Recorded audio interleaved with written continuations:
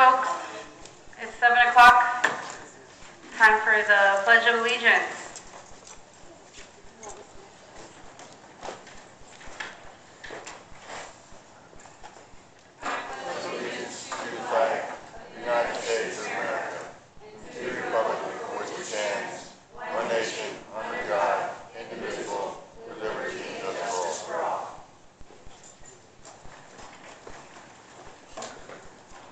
Mr. Dolby, if you're in the building, we'd like to have you join us.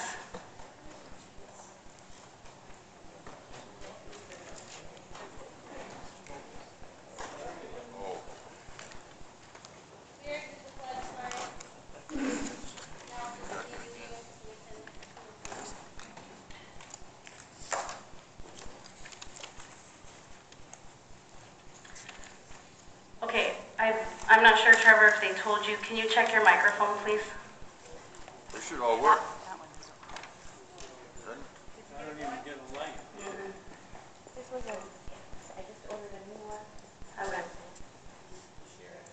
Okay, you guys might have to share, sorry. Okay, number 2, approval of the agenda for November 7th, 2019.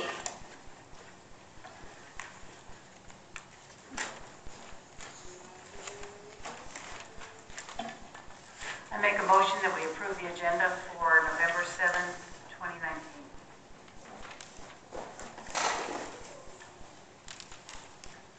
I'll second that. Okay, call for the vote. Oh, sorry, discussion. I apologize. Discussion. We need to pull, I think, 10A, B, and C. Yeah, we normally pull 10 A, B, and C. I was seeing if anything else wanted to be pulled tonight.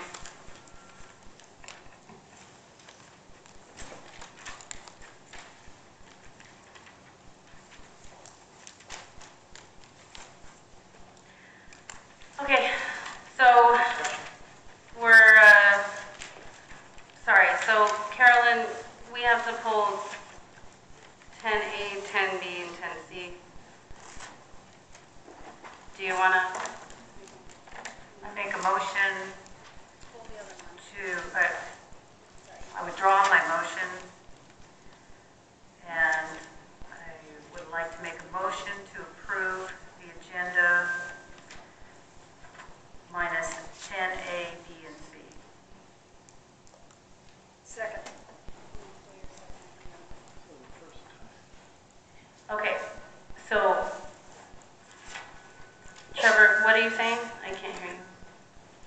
Well, the second was on Melanie first time, and the second time it was your second. Yes, I told Melanie she has to pull her second. No, it's just A, B, and C. I'm going to pull my second. Okay. Okay. So Carolyn is approving, oh, hold on. There. So we're at discussion. Yes. It should only take a few seconds for you to figure out where I'm going with this. I submitted 7 agenda items a month ago. An 8th one 2 weeks later. First agenda I saw had 2 of them dropped. I withdrew the last one I submitted. So I was down to 6. With one so ambiguously worded that Paul couldn't tell that the agenda item was talking about him. The second time this meeting got canceled, I was told that the 3rd agenda would look just like the 2nd, nothing added, nothing subtracted. But when it was published, Pat had 2 agenda items added, Caroline had 2 agenda items added, and 4 of mine were dropped. So, I'm not going to approve the agenda for tonight. That shouldn't surprise any of you.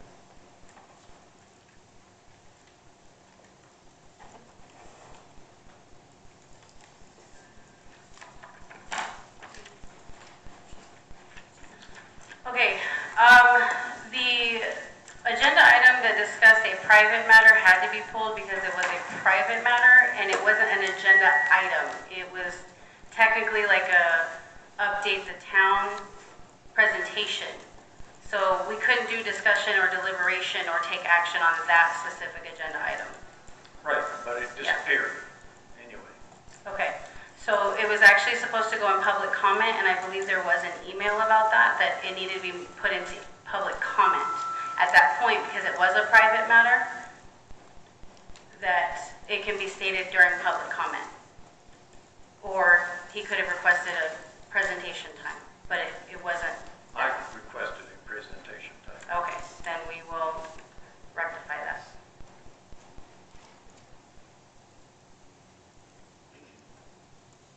Any other discussion?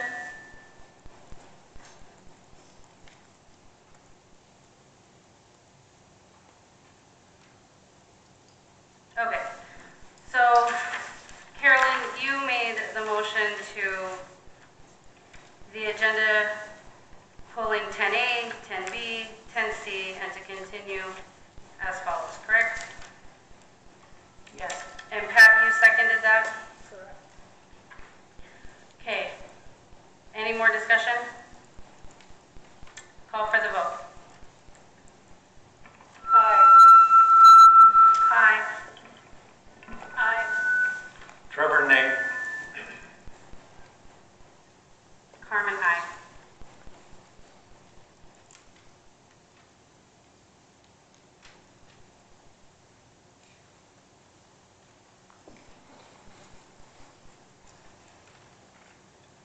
Okay, next item is public comment. 3-minute time limit per person.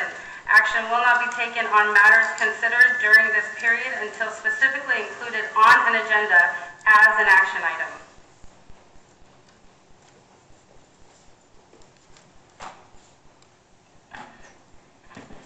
It's that time of year again, Bob Little. American Legion. We will have the flags out on all the graves of the veterans on the 11th at 11 o'clock. They will be at their resting place.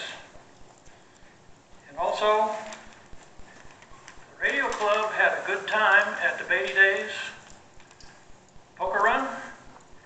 Had a lot of good conversations with about 125 different vehicles and a lot of people. We gave out candy and they enjoyed it, and it was just a lot of fun. Ain't that right, Jack? Yep. Okay, so if you want to come out Monday on the 11th at 11 o'clock, we will be there. We'll have a short ceremony, and hope to see you there. Thank you. What? At the cemetery, of course. We don't put these in our yard. At the cemetery. Thank you, Mr. Little.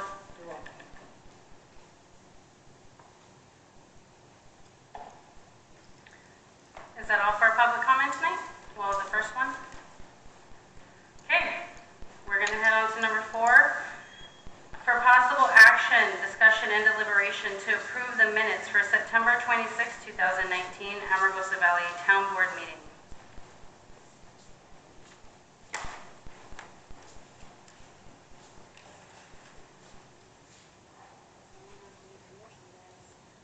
I'll make the motion to approve the minutes for September 26, 2019. Second. Open for discussion? There was no board member comments in the minutes.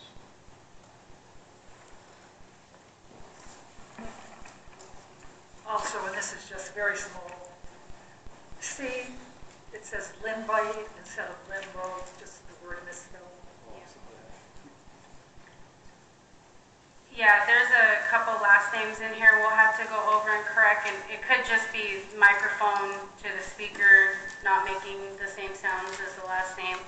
So we'll apologize for that. We'll correct some last name misspellings or mispronunciations that were typed up.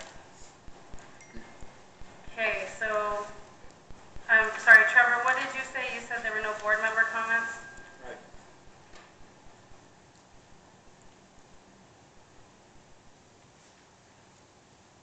Okay,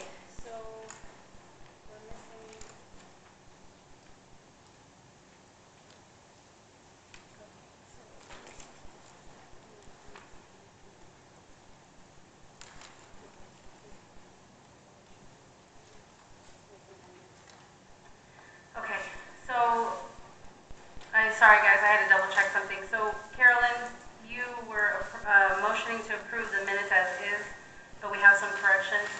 So can we pull that and make a motion to have corrections? Too loud, it is. I turned it down.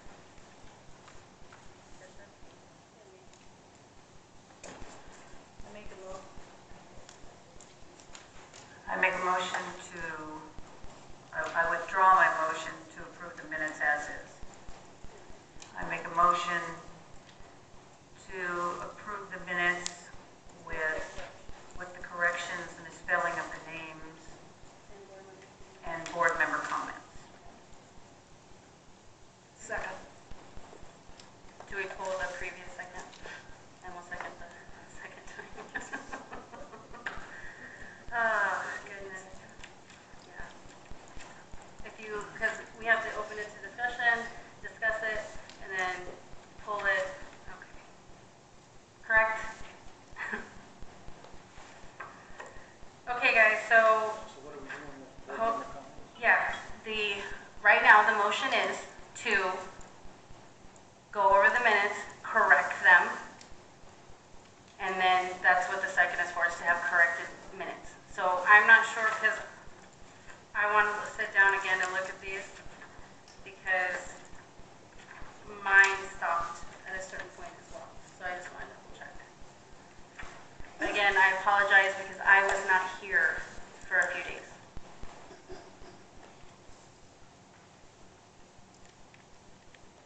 Okay, so you made the motion for the corrected minutes. You made the second, but we just need to, I want to make sure we remove the second from the previous. So who made that second?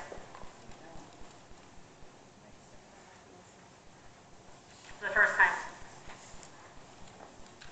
Just pull it. I motion to pull my second. Just pull it, yeah. Okay, so motion, second, discussion for the corrected minutes for the September 27, 2019 meeting. Okay. I don't think we can put minutes in the record Yeah, he's when they're not complete. gonna correct them, yeah. John Conning, Board of County Commissioners Liaison. If you're gonna make that many corrections, you should just put Wipe it? off approving them until your next meeting. Right. When they can all see what the corrections were. Yeah. You're gonna add all kinds of comments, Right, right? yes, all right, thank you, sir. Okay, so we're just gonna pull it. Table. Table it. So we need a motion. and a second. So, yeah. So let's do a motion for the polling and then the tabling. I pull my motion to accept the minutes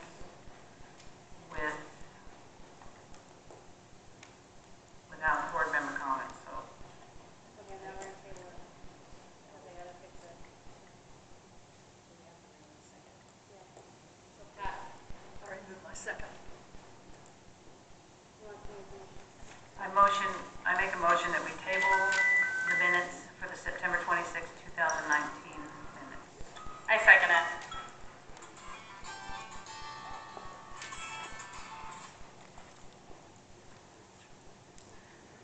Okay, call for the vote. Aye. Trevor, aye. Melanie, aye. Aye. Aye. So this will be tabled to November 21st meeting, is that correct, Christy? November 21st is our next? Okay. So we will have minutes from this meeting and from September to look at. Another comment, I try to help Christie with this by submitting my board member comments digitized, because I've always got them in front of me. Right. Okay, thank you. Okay, we have some gentlemen that would like to give a quick presentation and update on what's happening with the fort, as we used to call it. Well, I'm Rick Rainey from Builders United.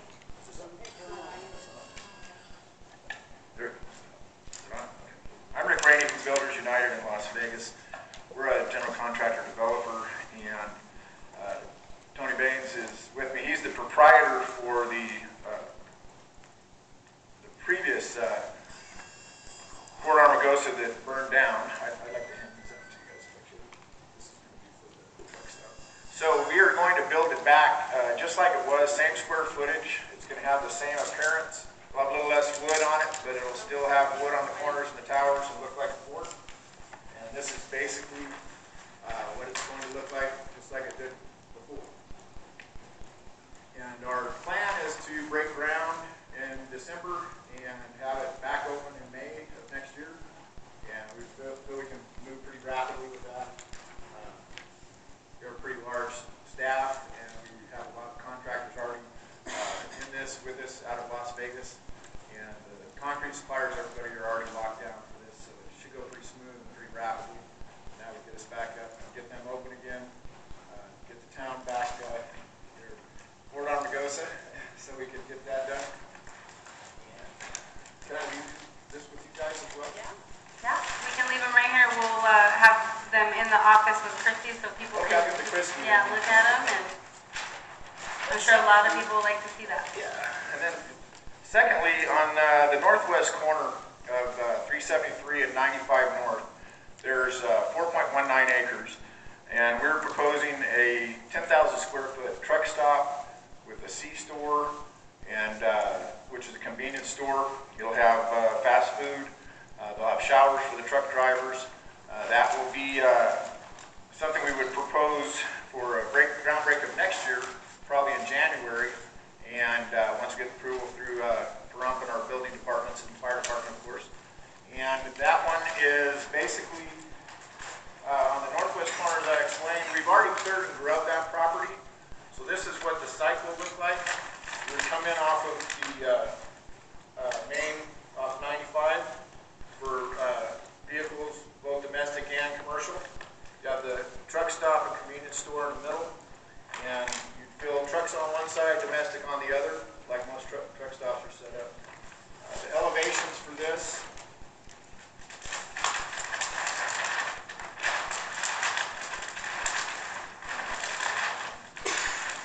are basically, this is what the frontage would look like,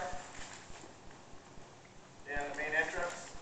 So you'd have an alcove on both sides you could come into that would keep the wind and everything out.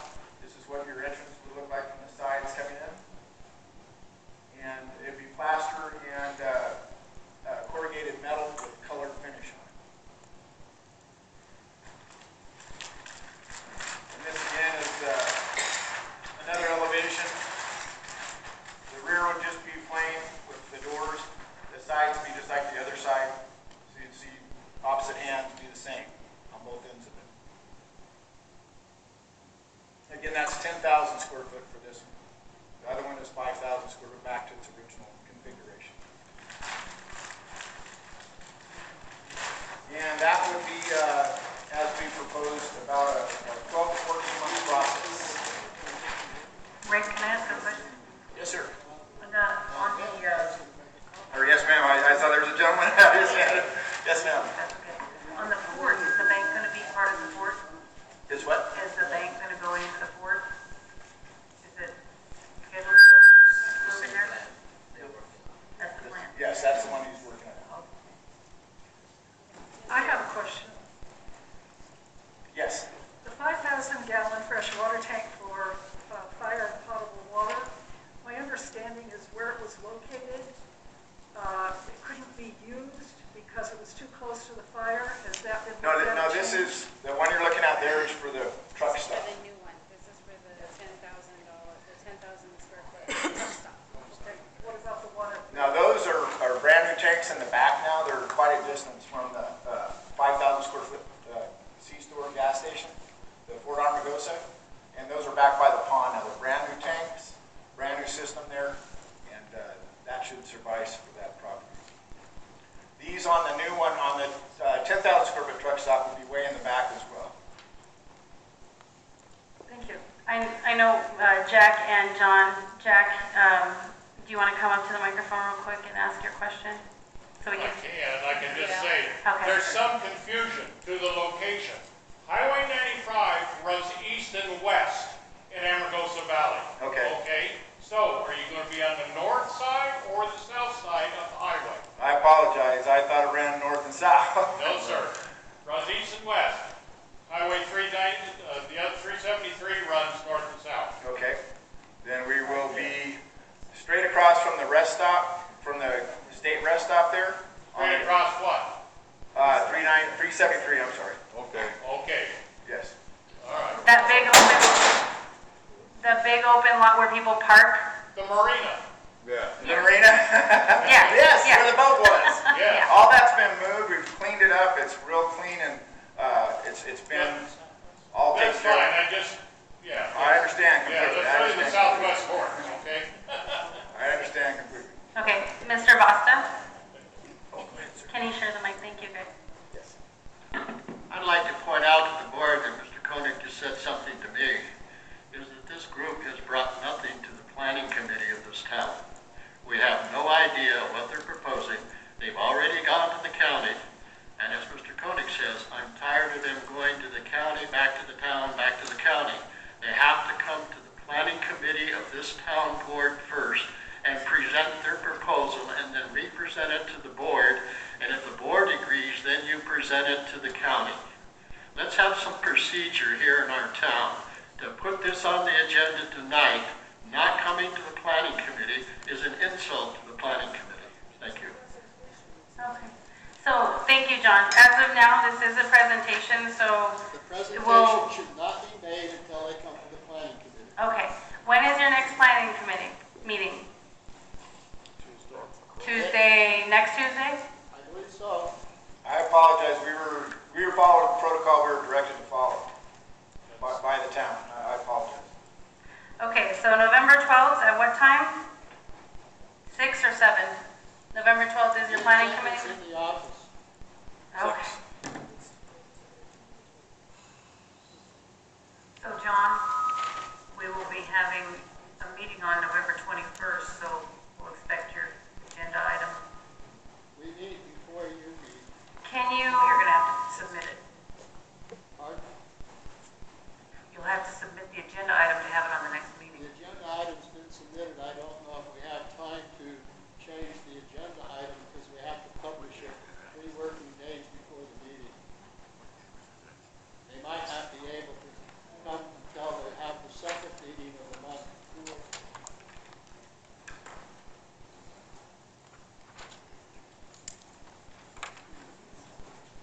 okay. I apologize. Whatever you were instructed, that's what I was going by as well. So, we will, now at this point, you might want to speak to Mr. Basta or Mr. Dobie about the planning committee and meet with them, and then we're hoping that doesn't delay you on anything, but just meet with them and we'll go from there. Okay. Okay, thank Do you. you have a for- submittal process for that? Mr. Basta, does he need to go to the town office or to you? How would you like him to communicate? You could contact me, Okay, and I just believe that the agenda for the upcoming meeting is we don't have time to put it on the Right. agenda. So we'll have to put it on the agenda for the second week. It's not been posted yet. And I had the office print the agenda for the second meeting. We'll just have to add it to the agenda. okay, so it's in 2 weeks. So it's your meeting, and then our meeting, and then you meet again, right, directly after, correct? Okay.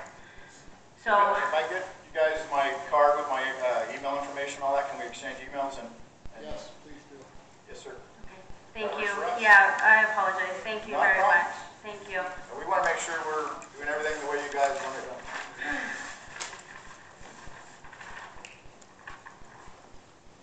Well, I know a lot of people will be very excited for the Fort Amargosa to be back up and running. The other project, I don't know anything about right now, but the fort, at least, I'm sure the town would be happy to hear it. So if we know at the next meeting that it's gonna, at our next town board meeting after you meet with the planning meeting, maybe we can do an agenda where you're on that one and we can discuss it with the town and more people can come and, Okay. and meet you and talk further about Okay, it. that Okay? works. Thank Okay, you. Thank you very much. Appreciate your time. Thank you. I just have to introduce myself. Thank you, everybody, having a nice evening, and thank you for sharing all the whatever you're doing here. And it's a big help, and And my name is Tony, by the way. We're going to see each other more often here and at the location. And thank you. Thank you. Thank you so much. Nice to meet you guys. As the board's liaison to the planning committee, I want to apologize too. This is kind of awkward, embarrassing all around. It's okay. But you're not the first. The wedding chapel went the same way. And then some homes down at State Line went the same way. Well, we want everybody to be happy. We're going to take care of how you guys We're not taking issue with your project. Thank you, sir. I appreciate that. If needed. Thank Appreciate you. everybody. Okay, Ms. Lorena Dellinger?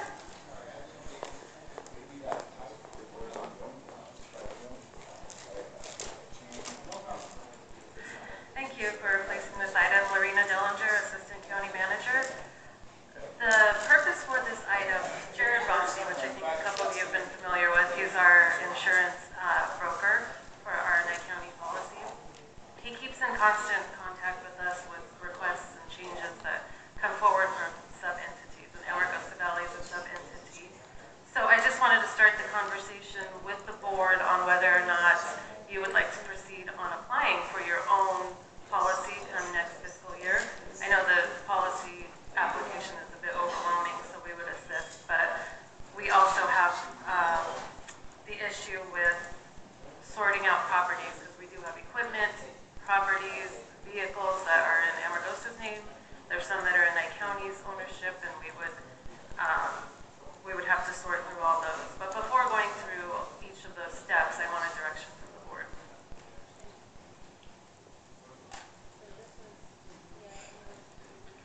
Marina, thank you, because I don't even know that we can pull all of that together by next fiscal year. And we, in talking to some of the other groups within a town, there's some other issues where we would have to pick and choose what we want to transfer over. And I did not bring my application. I had printed up 5 the last time, and I didn't bring it. Once everybody sees what is entailed, and even just getting a quote, we're so far behind the 8 ball. In 2011, MOUs weren't done, things weren't settled, and we've just kind of been, for better, winging it. And so now we want to do it right. I have some concerns. I don't personally think we're ready, but I would like to go over piece by piece. Absolutely, and like I said, this is just to discuss. We're not requesting for you guys to get your own. But we can take it step by step and identify the properties that are in use by Amargosa Valley for services that are owned by Nye County, and we can get your schedule complete and then proceed with, details for that overwhelming application. So just to be clear for everybody out there, you are not requesting us to get our own policy. No, I just wanted to have the discussion knowing that you've reached out to Jared, so I didn't know what direction you wanted to go in, basically, so. I appreciate that. Thank you. You're welcome. Thank you. I think this is definitely something we should continue to discuss and look at, and she's done a lot of work looking into what we've done from 2011 until present, so we'll definitely be talking some more. Are there any more questions? I do have another comment, though. So the Nye County, we are working on interlocal agreements with entities that we provide services to. So in the meantime, we will present that to the board and go over administratively, HR, payroll, what services are provided to Amargosa by the county, so we can at least have that documented until we proceed with an application. And I noticed, and I think it needs to be said, the county, if we're ready and we accept to move forward on the ambulance service, just to be clear, the county is willing to donate the ambulances, stock them, correct? That is my understanding, and I would definitely get the confirmation from Chief Lewis, but that would,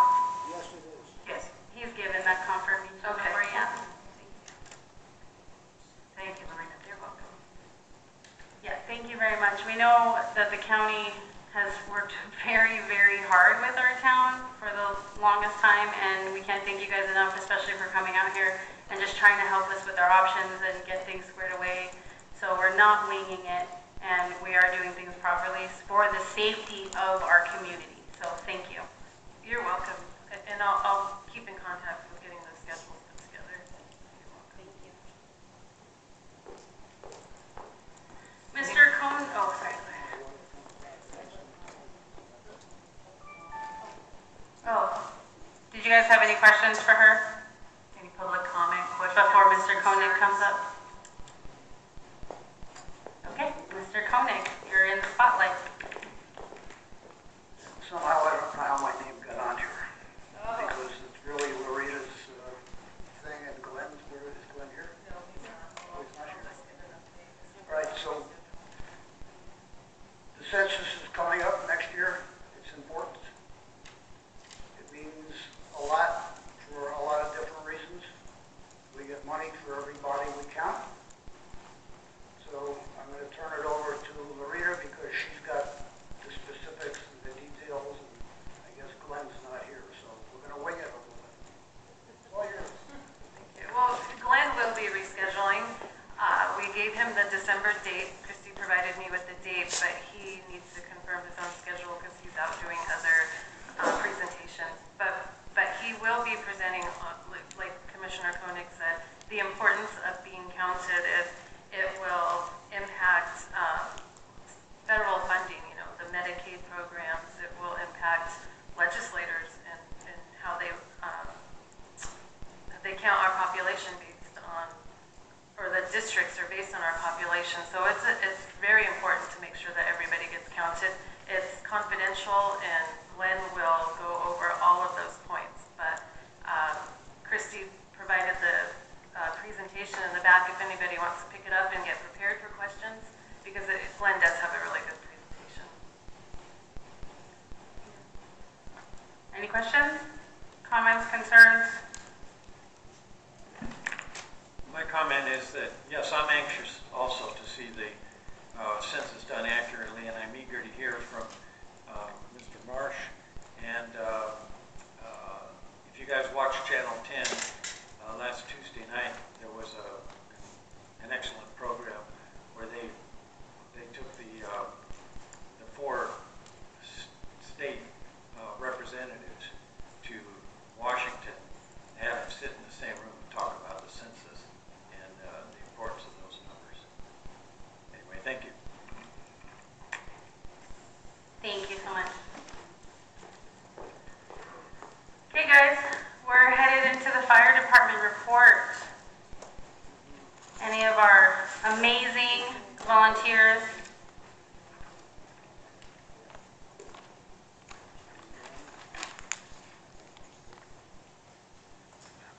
Rich Flanagan, Fire Chief. My apologies, but I don't have my actual report that I handed in, but that was our meeting for tonight. That's our department meeting. But anyway, I pretty much know what I had on there because it was a short report. The first thing is we always go over our run report for the month. We had 9 medical calls, 1 illegal open burn, and we did 5 landing zones. The next thing is our training schedule. The firefighter 1 class is coming down to the final 2 weeks for that class. This Saturday they do the live burn portion of the class, and then the following weekend on November 16th they'll take their state testing. So the class has 8 students in it, and 5 of them are from Amargosa. So after graduating, that will graduate 5 people from here, which will add some more certified people in the department. Third thing is open burning. You can start open burning again as of November 1st. We've had some burns here in town lately where people are burning stuff they shouldn't be. So to address that, in the next newsletter that goes out in the town, I'm going to put an article in that paper in the newsletter, as well as attach the burn permit to it. In that article and on the burn permit, it identifies what material you can burn and what you can't burn. If we get a call for an open burn, we go to check it out. If you're burning material that should be burnt, we're going to put that fire out. Okay. And that's basically for air quality and other things. Question, where do we stand on a fee schedule so people can be billed for things like this? Because I've understood it, that we're losing out. It needs to be in the equipment paper. Do we have it? Yep. Also, Rich, I believe night burning is not allowed, is that correct? There's a time frame? Right, on the burning permit, it has a time frame to where you can burn. It's mainly during the day. I don't have the exact time, I can't remember it right now, but I believe that it starts, the range I believe is from 8 to 5 to burn. So yeah, there's no night burn. And the last thing I have on here is the ambulance service update. Before I get into that, I basically want to stand here and thank my volunteers for the time they put into going through 4 months of training to make this happen. It was hundreds of hours of training on their part, and we are to the point now to where everything that's been involved in this, they have just lost total interest.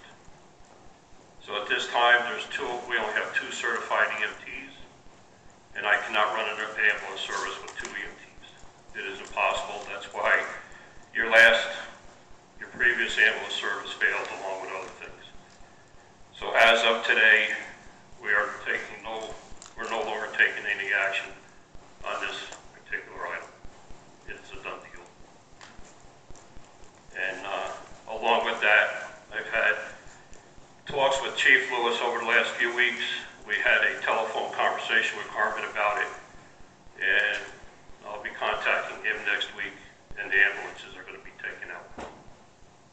He was willing to keep them here if I was able to get the service up and running in a short period of time, which means a couple of months. That's going to be impossible. So he doesn't want them parked here for another year. He was great as far as donating those, being ready to donate them. And where we were starting to move with other items and like that, we just had to put a stop on it. So as far as right now, the ambulance service is done, and I don't know where it'll go in the future, because now without ambulances and the difficult time I've had with funding on this, the money that we've asked for in the budget to get this up and running, if you try to look at it at a later date, what it's going to cost you just for one ambulance is going to well exceed what we were asking for now, and I don't really see that happening. So again, my apologies to the volunteers. I think I kind of failed on that as far as making the point on how necessary this was. Thank you. Chief, you did not fail on that. It's sad that, Carmen? yeah. Can I, yes, we owe Chief Flanagan, we asked him to put together an ambulance crew. And he did it. He did it for us. So there was no failing there. And when we do owe him, and we owe the emergency responders that took that medical training. So this is a sad day. I have more on this later. Thank you, Tom. To our town, it's a very sad piece of information, and yes, there was a conversation with me because we thought we were still investigating, we were still trying, but it becomes very difficult sometimes when we can't get the answers clear enough. Even though they're clear, they're not getting to where they need to be. And so we are now without an ambulance service. Our volunteers, we don't have as many. Beatty does not have as many. So our own crew tends to go to Beatty to to help them, for training purposes, or to help them. So we are leading towards where we used to be. So it could be an hour-long wait now, and I really hope that it's not, and I hope that we can revisit this when it's not so hard on everyone. So I hope that in the future we can try again and we can actually do it, because these guys have worked so hard to get the ambulance service up and running, and they've kind of just been kicked. So Chief, you have done everything. You have fought for your firemen. You and Bruce have done so much work every single day. Bruce is in there trying, looking things up, getting information. You guys are trying so hard at meetings to get it across what's needed, what's expected, and the layout of it. So I'm sorry that we couldn't get it any further. Good news is the town won't go broke now. Sure. You're welcome. Let's give them a great big hand, please.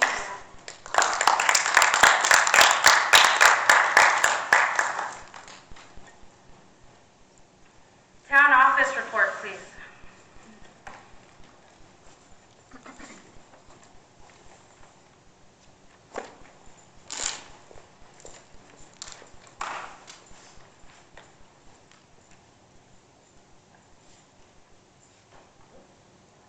Oh, there we go.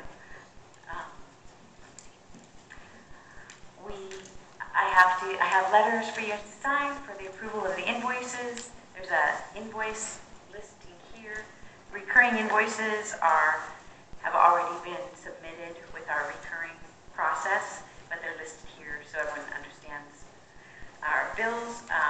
One good thing, Valley Electric was shifting from air conditioning to the heating. We dropped over $1,300 this month in our power. And let's see, I'm asking for AP meeting twice a month, preferably on the payroll day, so that I can get our bills flowing every 2 weeks. And also, we're going to be doing a lot more with petty cash, and so I need to be able to submit petty cash every 2 weeks to the night treasurer.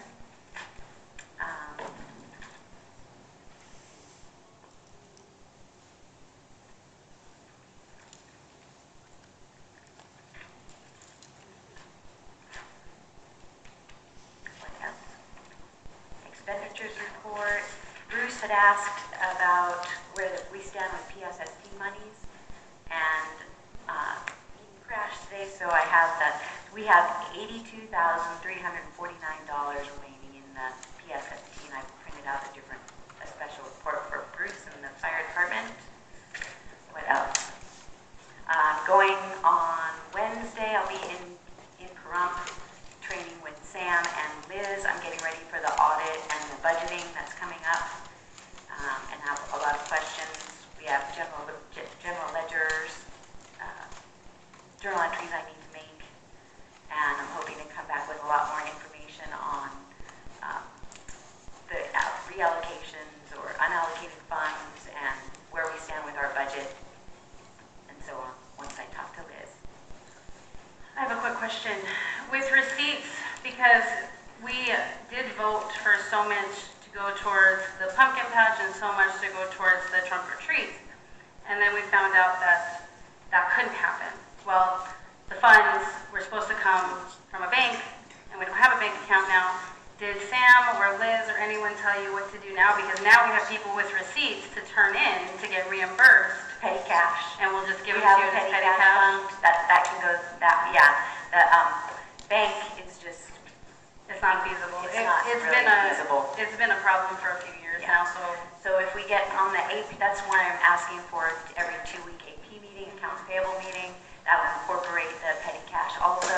So if I am submitting all the petty cash, income and receipts, then we're going to be reimbursed every 2 weeks. That way we can keep cash flow we can keep our petty cash fund funded. Petty cash isn't for capital expenditures. It's just for special events and emergency bills, that kind of thing.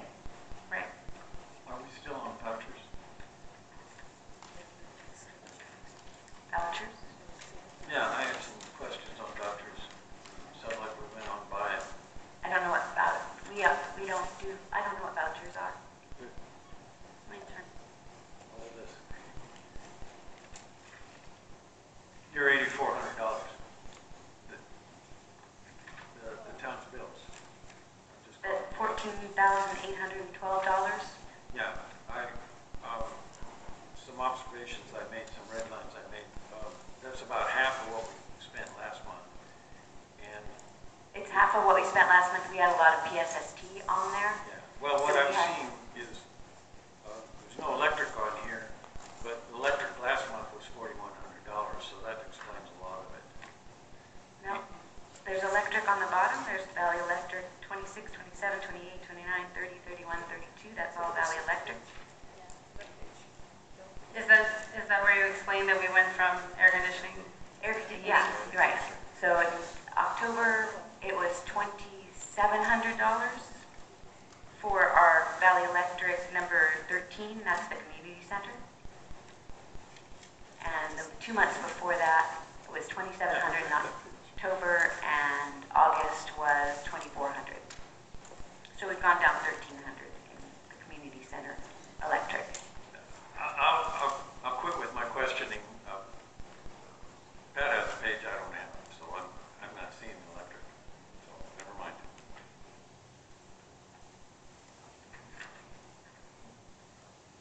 There's also, I think, the letters here that we have to sign that have to go in, you know, there's some more explanation on here.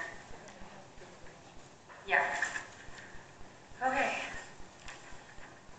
I make a motion to approve the vouchers. Second.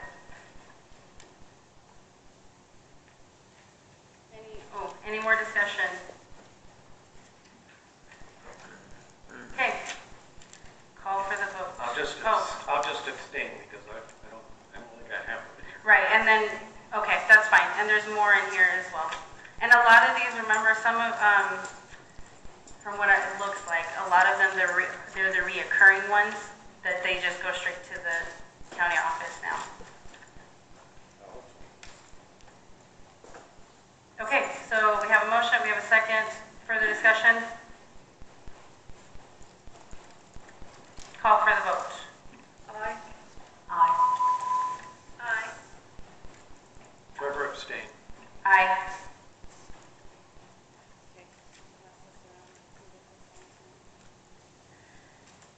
Okay, so in that, she discussed the expenditure report as well.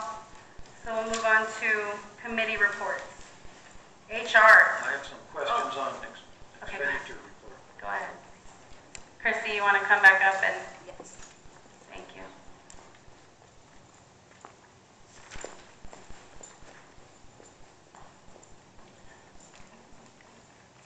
I should just give it to Christie, but the gazins and the gazouts miss each other by about $100,000. And I presume that that's money that rolled over from last year that's fattening things up. I also wanted to point out that we have 0 for capital budgets here.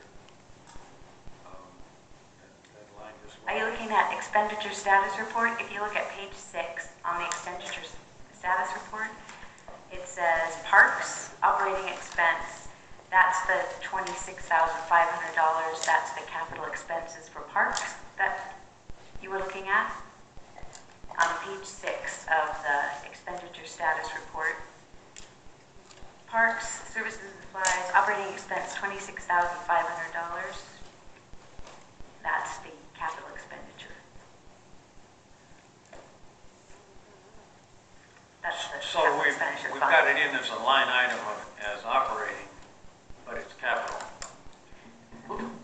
Anyway, I guess I should leave this alone and get with you on where that capital went. Yeah, and this is some of the stuff she's going to have to talk with Liz about, because when we did the budget back in April, May, June, even with Savannah, she said that there was going to be new line items, things were going to be broken down. So this is going to be one of those things that is going to have to be adjusted, because they found a few things from the budget. But remember, we had 4 budgets that we went through, and they changed it, we all signed it, and now we're getting audited here in a little while. And there's Yeah, a chunk of unallocated money that has been talked about, that unallocated or wasn't carried forward. So that's what I need to talk to Liz about, where the monies were, what funds were they originally in, how and where can we move them to, and then that would be done through the board. I need to submit that to you guys too. Oh, okay, I guess we're agreeing this needs work. Yes. And yes, I well remember that day in May where we had no workshop and no workshop and no workshop, and it was a do or die all in one night. But yeah, the $130,000, I can't find it.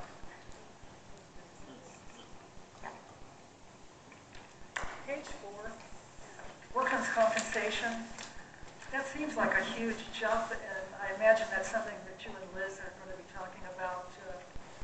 Right, there's a number of line items in here with negative amounts. For example, for the workers' comp, for example, and other benefits, for example, we cannot go negative in our funds. So that's some of the journal entries I need to look at, like why are these being allocated this way, and reallocating where they should be.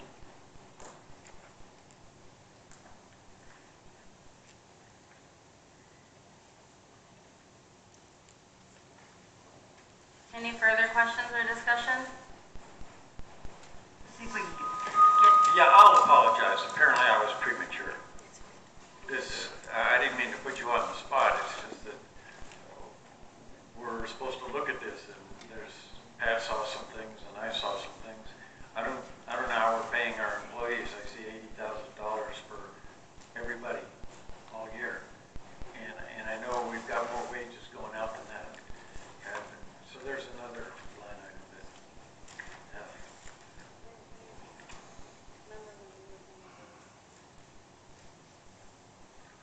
we'll have a better, we maybe can clear up some things for you, Trevor, by the time we get back from Ron.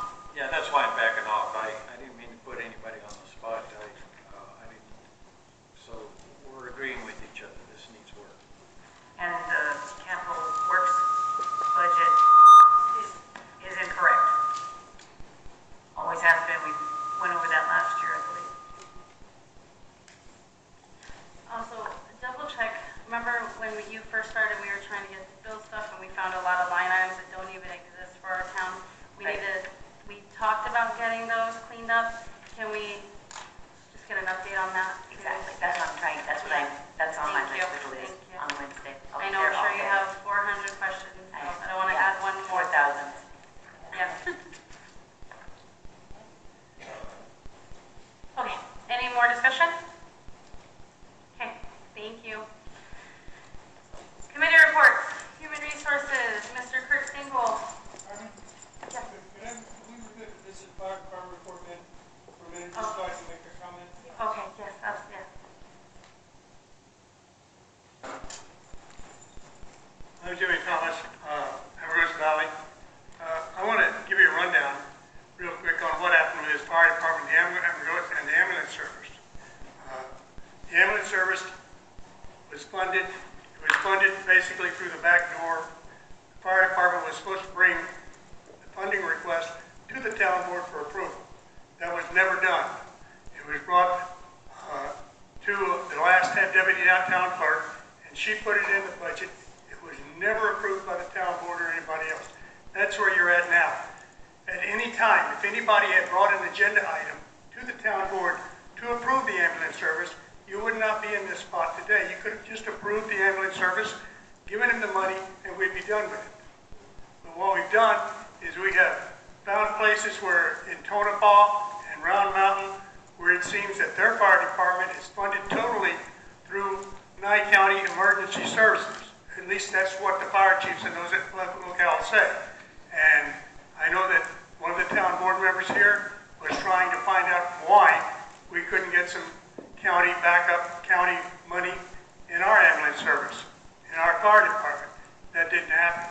But the fact remains, if an agenda item had ever been brought forward to approve the ambulance service, and the town board approved it, you would have an ambulance service. Okay? That's a community failure. If you want to blame it on me, since I was town board chairman of the board then, that's fine. I'll take the hit for it. But that's what needed to be done. That's what I told Chief, who has done a phenomenal job, and Bruce has done a phenomenal job. It's not just a good job. He went from 0 trainees to 11 certified EMTs, EMRs. That's unbelievable. Okay? So he did an excellent super duper job. The failure was a town board failure, not to get an agenda item and not to pass it. And that's all you have to do. The money's there, you just gotta pass the agenda item. Right. And thank you, we have discussed that before. Thank you. Okay, Mr. Kurt Stengel.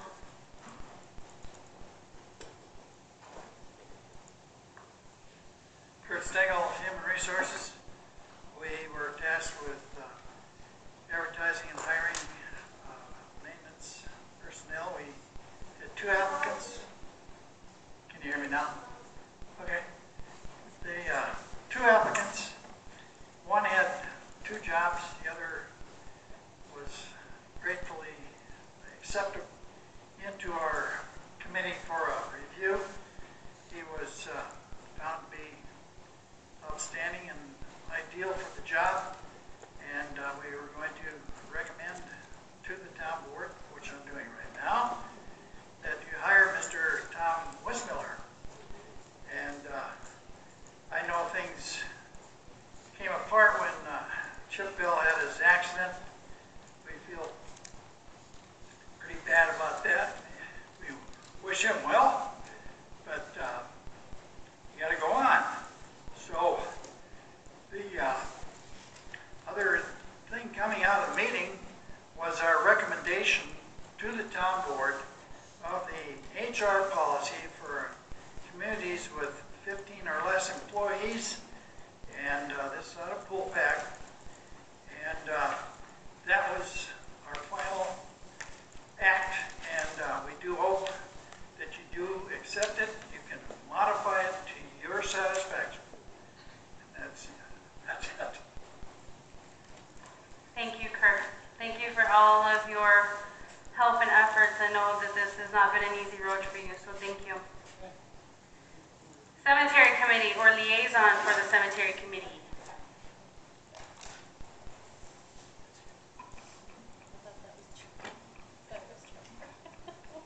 We had, where'd he go?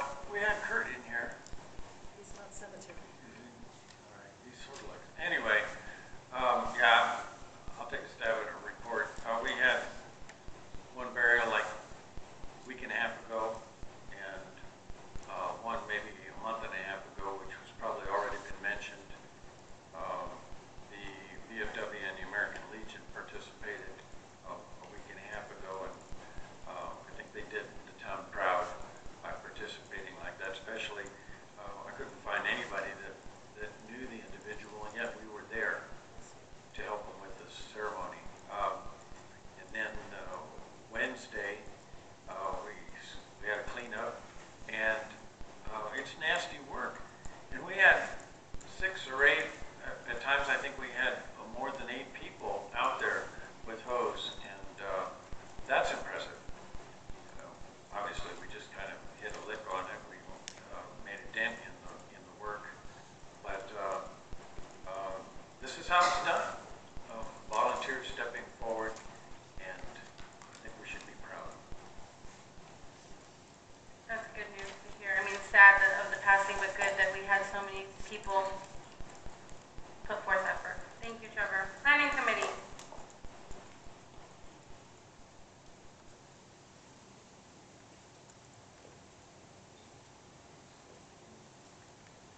John Boston, Chairman of the Planning Committee. We had a workshop, and the county provided 27 large maps, and we invited the public to come and help us go through the maps, and nobody from the public came.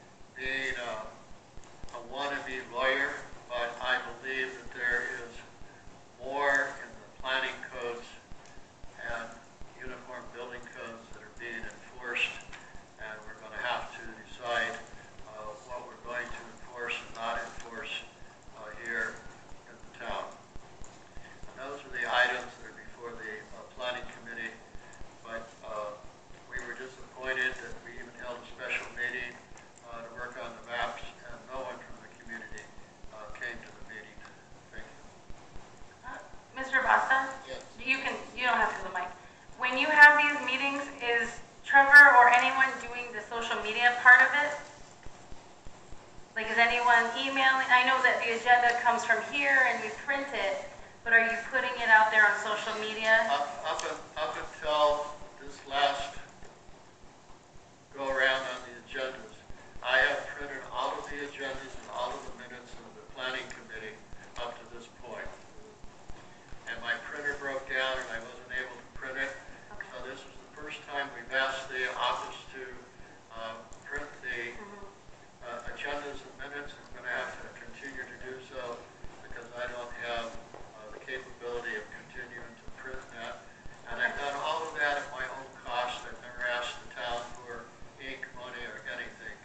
But from this point on, I will simply send it to the town office and they can do the work. Thank you. Okay, thank you. To your question, Carmen, sometimes I put meetings and events for the fire department on Facebook, but I haven't been doing that for the planning committee. Our postings are more than adequate. We do Martel Market and Ruby Stores. We're not required to. But to your question, no, it's not been on Facebook. Okay, thanks. Senior Center.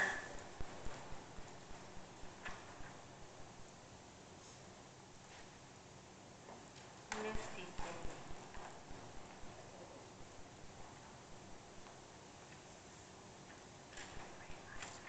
Hello, I'm CJ Wismiller with the Senior Center here in Amargosa. I presented a report to the board. It's two-sided this time, so I'm going to be windy. We've had some changes and some exciting things happen. I'll start with the meals that we serve. I get to do 2 months on this report since we canceled so many times, etc. So in September, we had a total meal count of 3,339 year to date. We had 258 meals just for the seniors. And then in October, we had 275 senior meals. Year to date total is 3678. So we're feeding a lot of people. The utility expense report, and Trevor, you'll be proud of me, I changed the wording on the donation. It's a yearly allotment. Yearly, that means next year it's going to be allotted again. Thank you. Right? Could you vote on that, real? No. Well, I can try.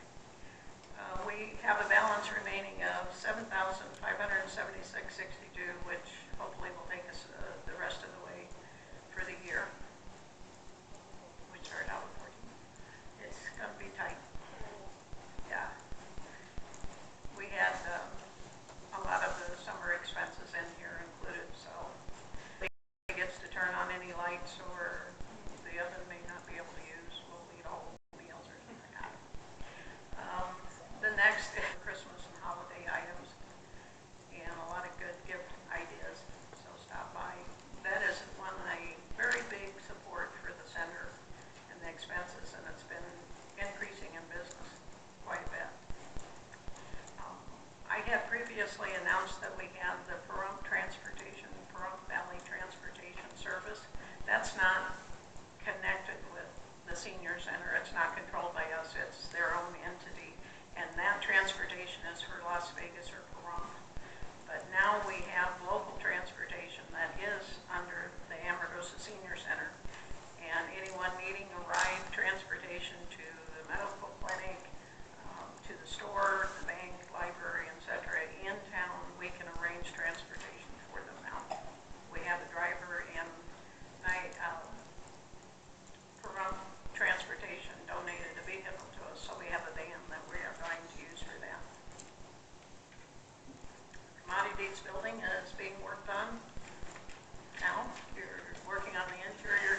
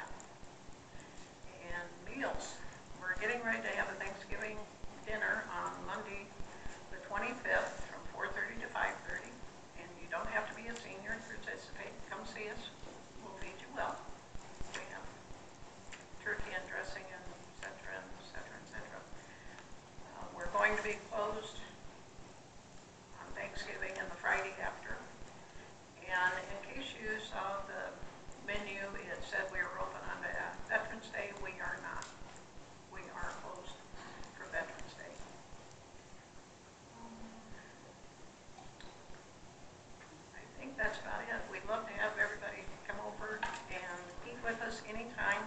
You don't have to be a senior, like I said, come over and eat with us and get to know people, sit around, chit chat, and get to know the locals, make new friends, meet old friends, whatever. Tomorrow morning. Commodities has been growing each month is feeding or providing for more families all the time, and tomorrow is commodities. So we'll be very busy with that. Can I do anything else? Any questions?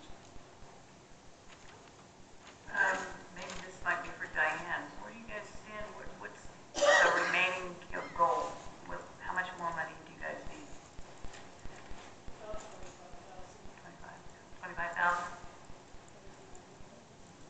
That includes, that's for the laundry and the showers, or, and, It doesn't include the laundry facility, it includes shower, bathrooms, and office. and the office for the back. Back half. Okay. Yeah, I toured it Wednesday. It's amazing what they've done. We couldn't do what we're doing without volunteers and all the support that we've received both by the town and just individuals all the time. You ask for anything and they step up and help, and they've worked hard on the commodities building, and it's really amazing. It took a very short time for that to come up, and we're using it. Go on. That's exciting. Thank you so much. That's wonderful. That's a lot of good information. Thank you. Christy, it says maintenance report. Oh, Benny.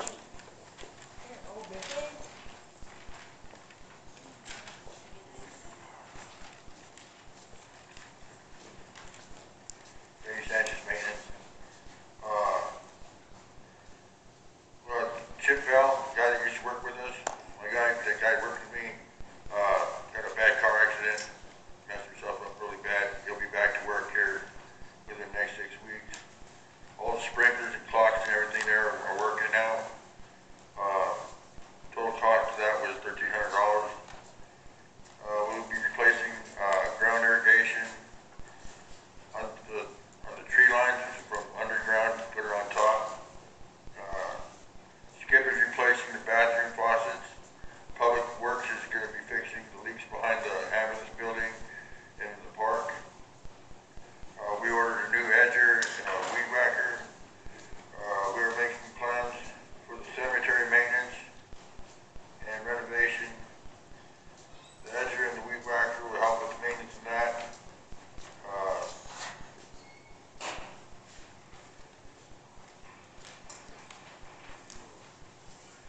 Maintenance and deputy town clerk are making up a list of recommendations for capital improvement projects that will be submitted to the cemetery committee in November in the capital projects workshop meeting.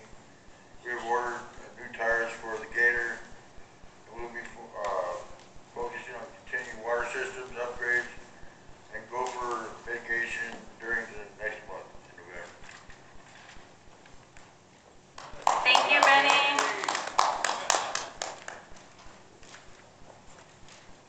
The Never Give Up Bunch, the kids, is it the Academy? Yeah. I was given the number and the name of a couple people that called for, to get them out to clean up and help. So we're gonna look into that. That's awesome. Thank you.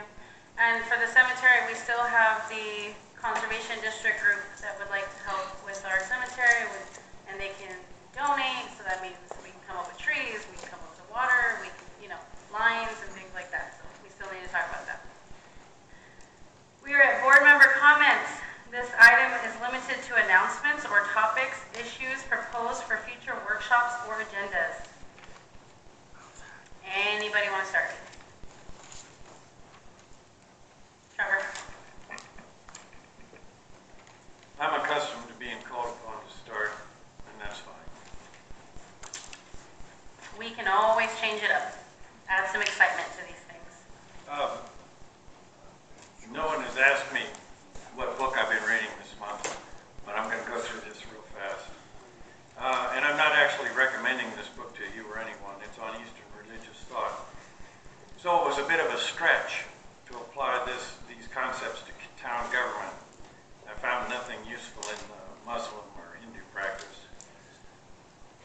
monks were mostly content to know and understand problems, but weren't too big on doing much. They kind of fiddle around the edges of social problems. I'm reading as fast as I can. In my training and practice as an ambulance attendant, it was never enough to understand the problem. Family members wanted me to do something. The samurai were Buddhists, and they were both soldiers and police. More often, they acted as the emperor's constable, working autonomously. As often as not, they would solve problems by lopping off people's heads. I like that, quick and decisive. Now, when the town government kills gophers, do we lop off their heads? Or do they die a slow and agonizing death? Who knows how that works? Slow and agonizing. Slow and agonizing, that's kind of what I guessed. Because they're a pain in the butt. Pardon? Because they're a pain in the butt, so we're gonna get even. Yeah, that's fine. I have no guilty conscience on that point. If we had formed, I have to change some of my words from was to is. If we had formed an ambulance service, not knowing whose ambulance service it was, not knowing what financial commitment the county would make, not knowing, or no, with the 12-point directive of 2009 saying the county has ultimate control, with only $85,000 in the budget, and as the chief said, with only 2 EMTs, I thought we had some EMRs, we were pretty well assured that the ambulance service would die a slow and agonizing death. We've already seen that happen once in recent years. And if the town had tried to keep it afloat, as Bruce pointed out, the town would sink with it. I don't know, honestly, what the fire department is saying about me, but since I became an ambulance attendant back in '91, and was on an ambulance service continuously since then, until the county fired me, I hope they are not saying that I don't care about the sick and injured. I'm no longer an ambulance attendant. I have moved on. Now it is my job to operate the town of Amargosa with policy and oversight. We cannot afford failure. So we have to choose our fights where we have an advantage, like a samurai warrior. So since my agenda items, much of my agenda items were lost in the last couple of weeks, I'll be bringing most or all but one of those back. It's too bad. And I didn't anticipate the chief's remarks, but I had an agenda item that was supposed to move the ambulance question forward. That's sort of a moot point now. My third point is, it's great to see that I have some fellow board members who are asking for a capital projects workshop. I've been asking for that for a year now. And as I pointed out a little bit ago, our budget shows $0 for capital projects. You see a little bit over there in the fire department, a little bit park. The town board didn't do that. Anyway, I'll skip to number 4. For years we've had a facsimile of the county's seal on the fronts of our agendas. I'd like to see us develop our own seal, maybe with a marijuana leaf, a cow, a solar panel in it. We could even have a contest for artists to submit what they think should be the town seal. We could choose a winner, give the contest winner a prize. I'll give them one of my Volkswagens. I'll air up the tires and they can hook a chain on it and drag it home. I'm going to jump on that one. We've actually discussed it for 4 months, but with all of the items that keep coming through, it kept getting put on back burner. So we have some ideas and they're about the same, but we just couldn't get it done right away. Sorry. Volkswagen. No Volkswagen. Trevor's Volkswagen. You guys want that to be the Amargosa seal? No, that's the prize Oh, I'm for the sorry. winning submission. Yeah, go ahead. Sorry, go ahead. First of all, I want to thank the fire department for hosting the flu pod out here last week. 6 shots were given. Unfortunately, it was a late late in scheduling it. And also, they did not have the flu shots for the elderly such as myself. But the county nurse assured me that they would try and get them next year, and also they will be coming back next year and hopefully every year after. Big thank you to Carolyn and her minions for a great trunk and treat. There were, for those of you who weren't there, incredible decorating, 4 great blow-up, can I say dolls? And critters. And also, she and her husband, I think it was her husband, served hot chocolate, nachos, and cheese, and that was free from the town. And I saw a lot of people running around with cups of hot chocolate, so it was mostly appreciated.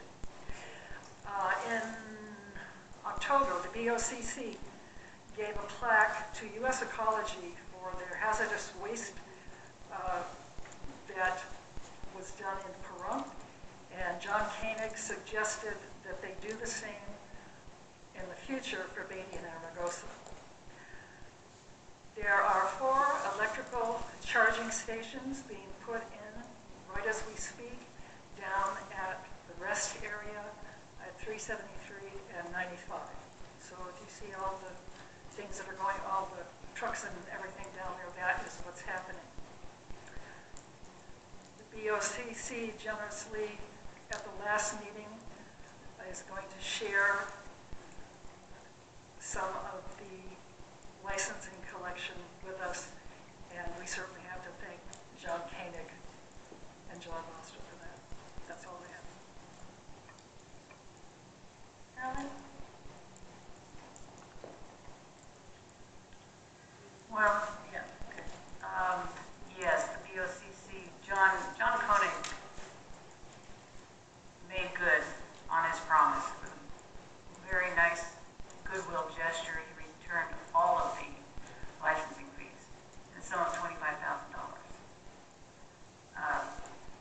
And I appreciate that because it wasn't a popular or agenda item.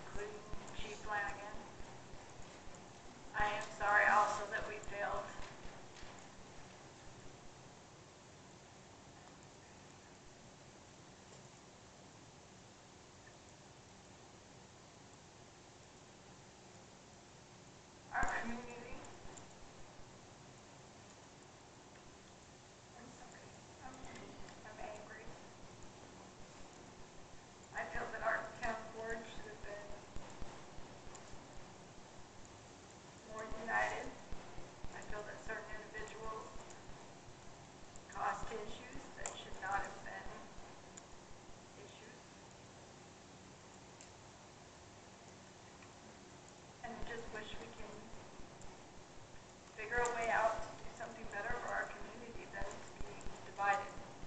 And that's what I feel we are right now. We've got to get together on this. Our residents deserve an ambulance service. They do not deserve to wait 45 minutes to an hour for an ambulance. And we need to figure something out. And we need to thank the county for what they've done. They have given us the training. They are trying to help give us the tools to get this done. But we do need more volunteers to help take the classes. We need more EMTs. And maybe we can work something out going forward. On a separate note, I think that a book club needs to be started for Trevor's sake, so that we don't have to hear about what he reads. Nobody else is going to say it, but we don't want to hear it. Who cares? He needs to start a book club. That might be fun. Yes. Thank you. Thank you, I'm sorry Melanie. for being emotional. Oh,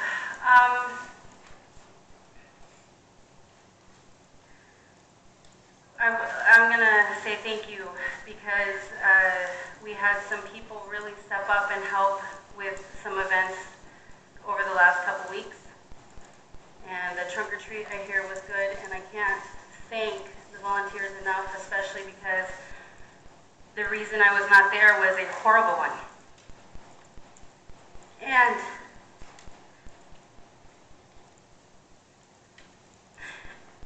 sorry, I'm still coming down. To now not have an ambulance service. So if any of you have an illness, a car accident, to have a problem, to have a heart attack, to have a stroke, there's nothing that can help you. And it's an hour out. And Beatty is no longer as big as they were. Their volunteers are tired and dwindling. And that we're going to get to a point where we're going to have to wait for Pahrump again. So, or you're going to drive yourself. The volunteers here have worked their rear ends off. And Mr. Koenig and the commissioners have really tried to work with our town. The county has worked with our town. They answer our questions, our emails, our meetings, our phone calls, our text messages. They come here, they train. We go there, they train us because that office has to run. And you're right, we can't afford failure. And yet, I've been on this board over a year, and I feel like I'm bashing my head against a wall. Because no matter how much good you try to help with, you're still pissing off 100 people. And you're like, okay, I'm sorry, what can we do? I go home for a family emergency, and I get scolded by members of my community because that office isn't running efficiently. Not Christy's fault. Miscommunication, something happens, the date's wrong. I don't care what it is. We are a community that is supposed to work together as a town board. We are supposed to work together. We are split from the county. We are supposed to be able to be on our own. We financially cannot be on our own. So yes, we did try to budget in an ambulance service because we had people helping us try and look at it and make sure we were doing it the right way. I just learned, not the first time I've learned, how important it is to have you guys. So thank you, and I'm sorry. And thank you to the volunteers that helped with the trunk or treat and step up when I could not be here and you guys scrambled, and for that I deeply apologize for the scrambling.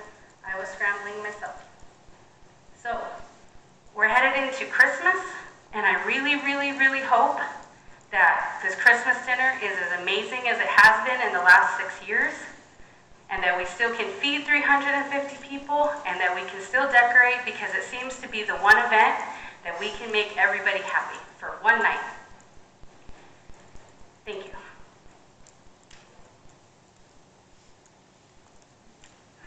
General business. D. For possible action, discussion, and deliberation, motion to choose a date for capital projects workshop. This was my agenda item. I'm wondering if January's enough time to form thoughts, put, you know, a little,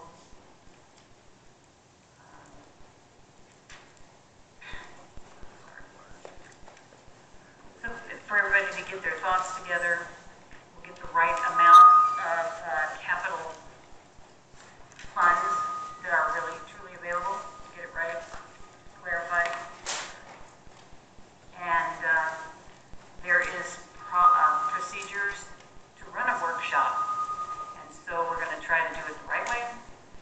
And everybody's going to, and we're going to feed you. Hopefully that helps. But I would like to do it in January. Let's get past the holidays. Does that sound good for everybody? Yes, John? We could set a time, date, and location on the next agenda to do that. November 21st meeting, we'll make it. Yeah. As long as January, I'm just asking, January look good for everybody? Past the holidays? What? It's a start. That's where everything's got to start somewhere.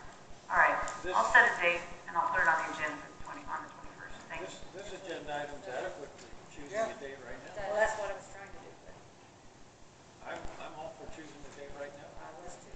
Okay, good. You got a calendar, right? Yeah. So,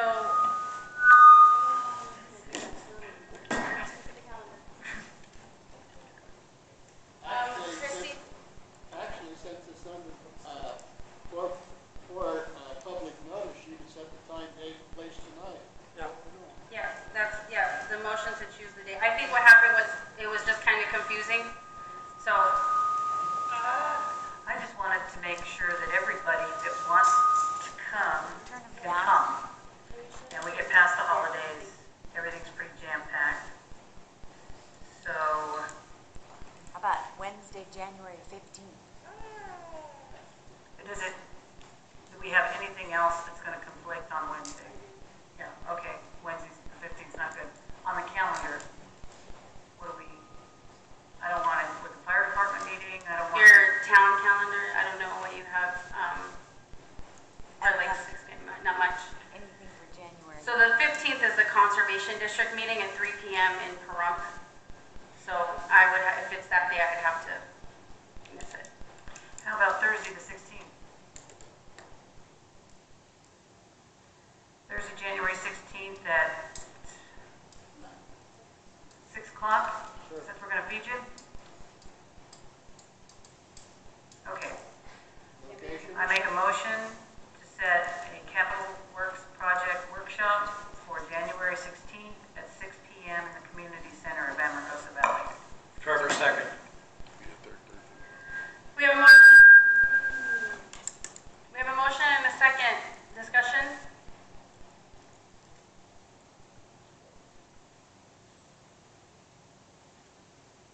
Oh, okay. So, call for the vote.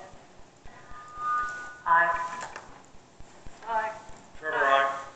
Aye. Aye. 5 ayes.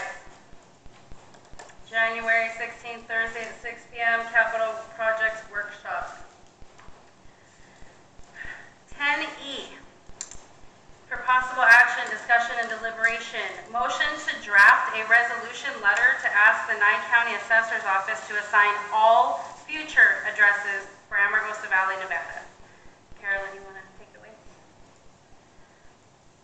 I make a motion to draft a resolution letter to ask Nye County Assessor's Office to assign all future addresses for Amargosa Valley, Nevada.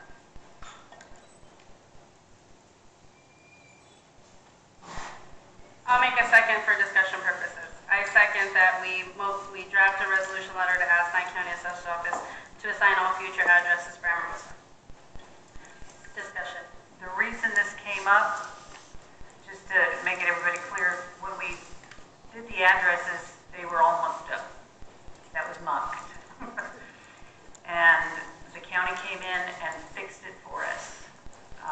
And Brian Foster notified us, and the U.S. Post Office will not accept any addresses that we assign.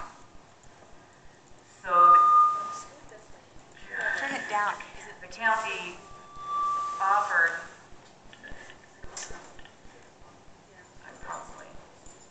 the county offered to assign all new addresses going forward and at no charge. So the procedure is to sign a resolution letter from us and then go to the BOCC, and hopefully they'll go along with that recommendation from maps and planning. John Costa, I would like to add a second item to that, is to do the addressing. They changed it from 500 addresses per mile to 1,000 addresses per mile, and it takes special technology to do that. And we do not have that special technology here in our town. And I think it would be unaffordable for us to have that technology. And so this is a prime reason of asking the county to do the addressing for us, is because we do not have the technology to do it. Thank you. Thank you. Okay, so we have a motion, we have a second. Any further discussion on this letter to 9 county assessors doing the future addresses? I just want to add that when this was proposed, they came and told us they were going to do this and would do it free, because if we waited, we would have to pay it. So I want to make that very, very clear, that this is why, this is why we did it, because it would have changed if we had waited till it became mandatory by Homeland Security and the 911, we would have had to pay this. So we got a gift, and thank you.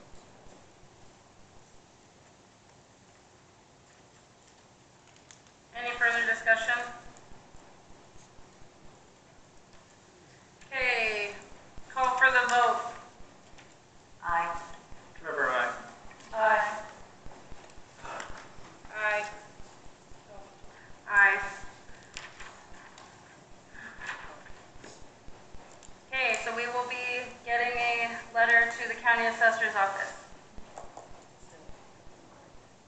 Okay, sorry folks, can we ask for a 5-minute break, please? We'll return in 5 minutes.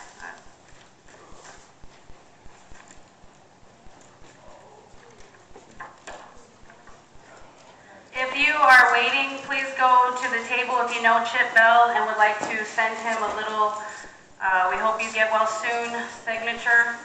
There's a card on the table.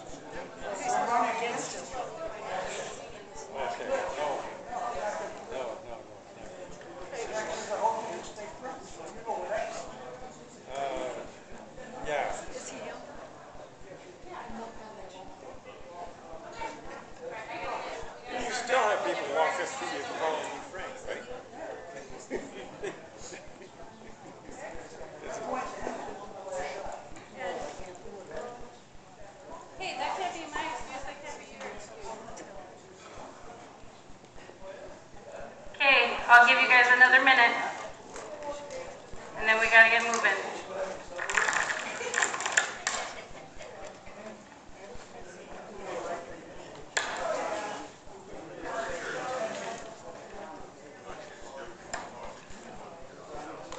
Because you know what you got.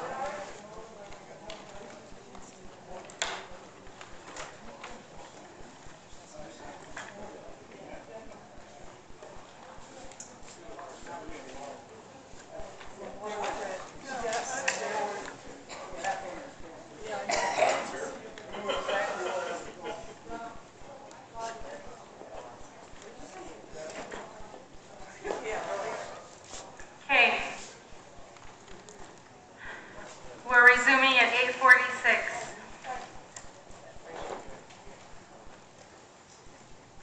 Yeah. Okay, we are on general business, letter F. Discussion and deliberation, motion to adopt Amargosa Valley Ordinance Number 3, Chapter 5.32. Mr. Koenig, is this where? Okay. We will be recusing ourselves from this. I am going to recuse myself also.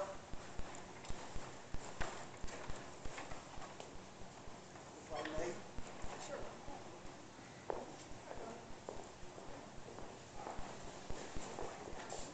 John Koenig for the record. So the three of you have to take a vote on who's going to be chair for this agenda item. And by the way, they do not have to leave the building. They want. They want to. It's safer. I nominate Trevor. The chair for this.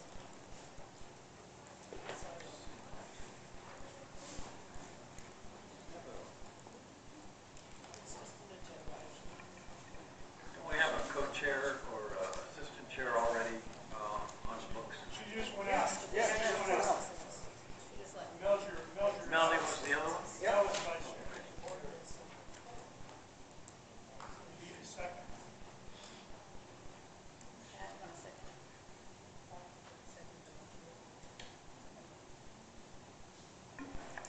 Second.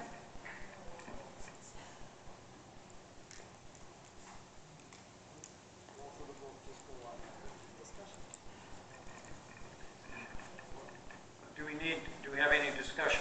We have a motion and a second.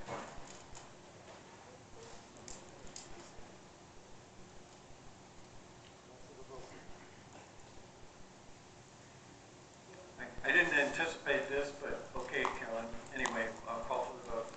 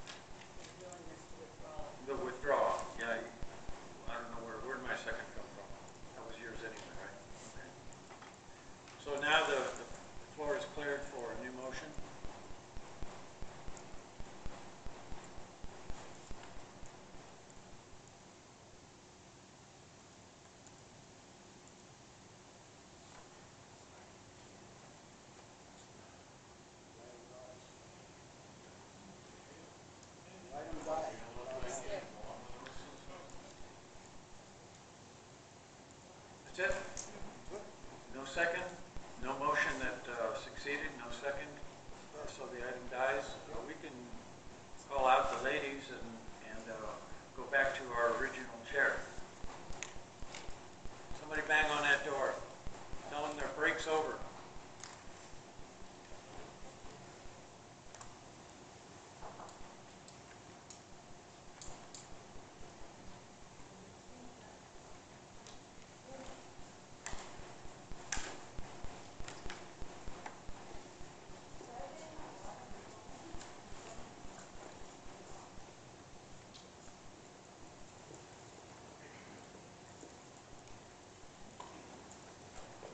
I was enjoying my candy. There's buckets of Halloween candy in there if you guys want some. I'm sorry I didn't share. I got briefly appointed acting chair. I'd be glad to pass it back to you, Carmen. Okay. Thank you, Mr. Dolby. We are on general business, letter G, for possible action, discussion, and deliberation. Motion to review and approve HUD CDBG applications submitted by Pat and Trevor. I can help with a little background on this. This is an annual event. The money comes from the federal government, but it's passed down through the governor's office. The governor calls for each county to recommend projects that they see have sufficient merit. The governor's office also specifies not a scoring system, but their emphasis. And they're not looking for solving social problems. They call for economic development. So that's the way they score it, looking for economic development. It's a fall thing, and at the BOCC, there's a gal, her name escapes me right now, that announced to the public it's time to get these in. Amargosa provided 4 submittals, 4 applications, specifically one from Pat and 3 from Trevor. Pat's looks a whole lot like one of mine. Those are in the backup, or at least my 3 are in the backup. I think Pat provided hers this evening. I need to make, another thing is the gal that handles these applications, they say you can provide revisions clear up until it goes before the county commissioners. And I guess I need to revise the cost that I put on my building. I sent that to my brother-in-law, who's an architect, and he says, unless you're getting labor for free, Trevor, you probably want between $36,000 and $50,000. Well, he's used to putting in banks and churches and strip malls in Amarillo. We probably don't do things that way, but his point was I was way short in what I was asking for. So I'll send in a revision and say 36,000. I don't know how far Pat went with her plan, but I kind of imagine her bathroom looks like my bathroom, except that it's got wider doors and a ramp. So we could throw the same number at that. What the county commissioners need, they don't need anything from Pat and Trevor. What they need is the town board to say, yeah, we like this one, or none of them, or whatever. And in a moment, that'll become an action.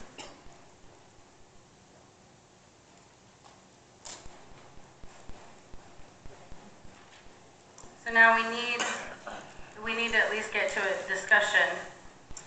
I'll make a motion that we recommend all 4 projects to the county commissioners, and hope that motion gets some traction. Do we have a second for discussion purposes at least? Can we put all of them together? I don't believe so. Make the second so we can. Okay, open for discussion. We have a motion, we have a second, now it's open for discussion.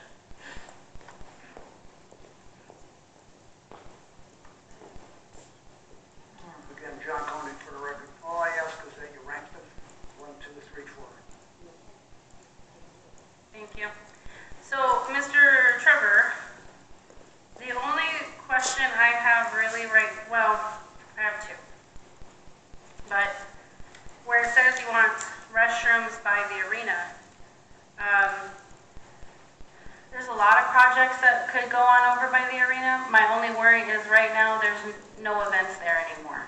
I mean, it's gonna come up again where we need to even discuss what we're doing with the arena. As of now, I no longer run events for the arena, just due to time, and the arena needs a lot of work, the ground needs work. If you're doing, and just like for the rodeo that was brought in, those horses are expensive, and that arena is rocky, and it's a mess. And if you cripple a horse, we can't afford to pay that person back for the fancy horses. So we have to come up with more ideas for it if we want to make it bigger and better. And I agree, we need a bathroom over there, because all we have is a row of trees, and that's about it. So we do need bathrooms, but I don't feel that that should be right now. The groundwork needs to be done over there. Because even the parking lot where the water boxes are, there's a lot of problems with the ground there itself. Yeah, it won't hurt my feelings if you put that one dead last, or Yeah. if it's the pleasure of the board to drop that one. And I'm thankful that you're bringing it up. It is needed.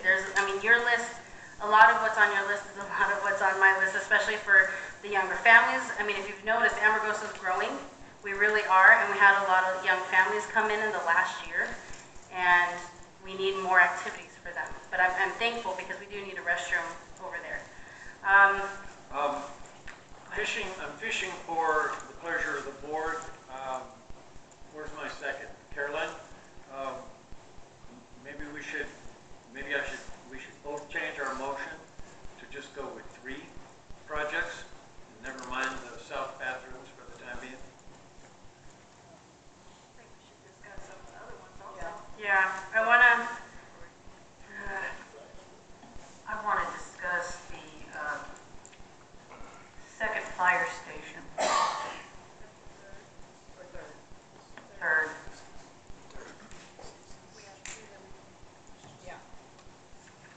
We are having problems with manning the ones we have now. As a fire department member, we cannot man the 2 that we have. So, in my opinion, to try and get a third one. So, could you just break down your idea behind the satellite fire station? I know you've broken it down before, but can you do it one more time just to update me? And Yeah, if we don't have this. the audience doesn't have the application in front of them. So I can kind of have lived that application. It's been before Lepsy, and Lepsy wasn't interested. They were polite. They weren't interested. And I brought this before the town in 2 years prior. I could make the point that it's not our money.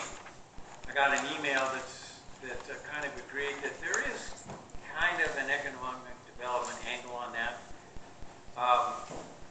But to your concern, I'm thinking long term, that's all.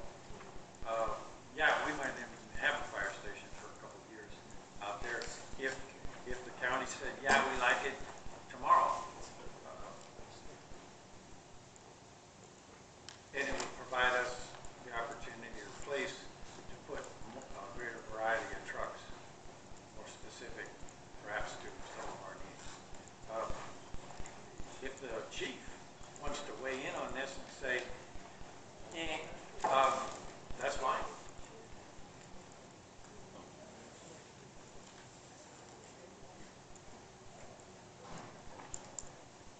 Rich Legg, Fire Chief. I do have a lot to say on this one here. First thing I have a problem with, we have board members making decisions and putting grants in for fire equipment, bypassing the chief who knows more about the needs of the fire department. So that's the first big issue I have. Second one is I kind of agree with what was discussed by the board members. We have difficulty, yes, our numbers are growing, but we're still having trouble getting equipment out of the main station. Our response times, no matter where we put a fire station in this town just by the vast size of the town and how spread out we are. You're not really going to improve your response times at all. So looking at where you want to put this one, which is basically out by the big dune. Over the last 2 years, last year and this year, we've only had 5 responses out there. So really seeing a necessity for it at this time, I don't see it based on that. The other thing is you're looking for 100% funding. Through my experience being involved in different things throughout my firefighter career, when you start talking buildings like that, yes, there's funding out there for it. There's grants out there, there's grants and funding for equipment and everything, but usually they're not 100% funded. There's usually 20 or 25% matching funds with whatever you're going to get. So the next thing that's wrong with this, you mentioned in this thing, in the write-up, an engine, tender, hazmat trucks. Where are you going to put this? This is where you need to sit down again, which just seems to be a difficult thing. Sit down with the chief and people within the department that really know what's going on here in that area. And when you're going to put a building up to house these trucks, have you spec'd out an engine? What type of engine do you want? What kind of purpose is it going to have? A tender. What size tender are you going to have? This all adds weight as far as what you're going to do as far as putting in the flooring and building a station around it. Hazmat. You keep talking hazmat. In order to run an adequate, now, and I'm talking because I ran a hazmat team, for the potential of hazmat out here for us to actually get involved and start mitigating a hazmat incident before additional resources come in, you need upwards of 12 to 18 people certified to do that. We do not have that. When you talk hazmat, what level are you talking about? What level team do you want to run? Because that level team depends on, will dictate the size of the truck and supplies you need. How are we going to fund those supplies that are constantly need to be replaced, that we use? We really haven't sat down and you really haven't looked at this. On the other hand, you talk about developing the property and the price of it all. In here, it mentions well and septic. From what I'm reading, it doesn't look like you're going to put that in there. If you're going to put that type of material in that kind of house or fire station up, you need those items just based on pretty much what you're trying to say. So until you actually want to get serious about this, find a need for it, and sit down with the right people, because right now, with who has put this in here, has basically, why am I your chief? You've just taken my authority away. You're basically telling me I don't know the needs of the department, volunteers don't know what's going on, you're making all the decisions. So I just need to take a step back and just wonder, what is my purpose here? You need to sit down and you need to figure out that stuff. What is the purpose of it? What are you looking to achieve and what type of equipment you want in here before you start talking about what type of building you're going to put up? Thank you. Thank you, Chief. All that criticism is appropriate. And that's what these public meetings are for, is to evaluate ideas. And I'm not going to say I've never had a bad idea. I have. I'm going to withdraw my present motion for all 4 items. And if my partner at the other end will withdraw her second, I have a second motion in mind. I withdraw my second. Thank you. My motion is now to drop 2 of the projects, the south bathroom and the satellite fire station, and I'm proposing that we recommend to the county commissioners that they pass on up to the state the remaining 2, and I recommend we rank them handicap bathrooms first and the emergency generator second. I second that. Thank you. Okay, thank you, Chief, and thank you, Trevor. I think that these are headed in a good direction. Just figuring out what we're going to do we've had so many issues in the last year with our park, our community centers, everything. Our park really needs a lot of upgrades. And I think that right now, with us working with the fire department closely, we really need to pinpoint their most important needs. So thank you for bringing these to our attention.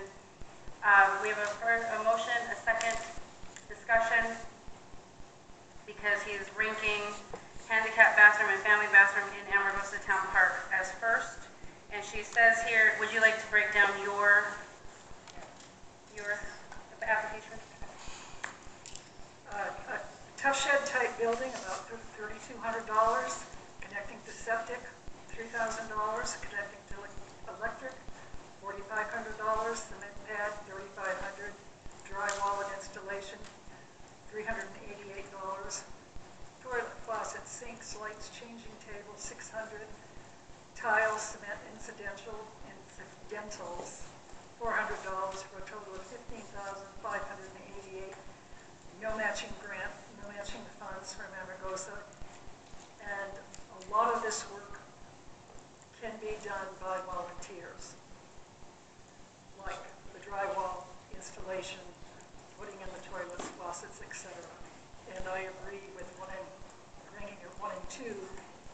And as far as number 2, we do have a request in Calepsy for a generator out here. Right. And they have access to a lot of grants as well. Whether we'll get one, that remains to be seen. Okay. Thank you. Also, really quick, with the bathrooms going in, have you checked in with Darren? He's been out here a lot lately trying to get our water fixed and stuff, especially for the school and the community well. Have you checked in with Darren on what he thinks would cause any grief with our water? We spoke, and he said we are great on using our water usage right now. We are nowhere near over. We are good. So he's saying we'll have a meeting. He wants to have a meeting and sit down. So these are kind of things we want to talk to him about. And of course, this would be a minor amount of water. Right.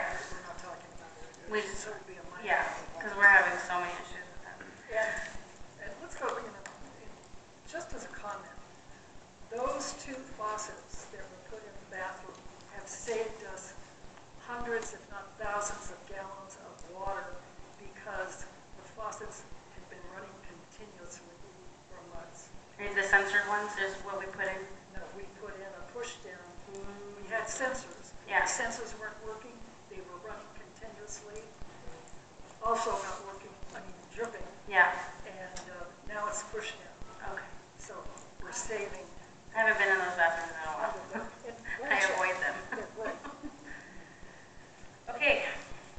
Any further discussion with the handicap bathroom and family bathroom in Amargosa Town Park? And being first, and an emergency generator being second, and we move this on to the BOCC.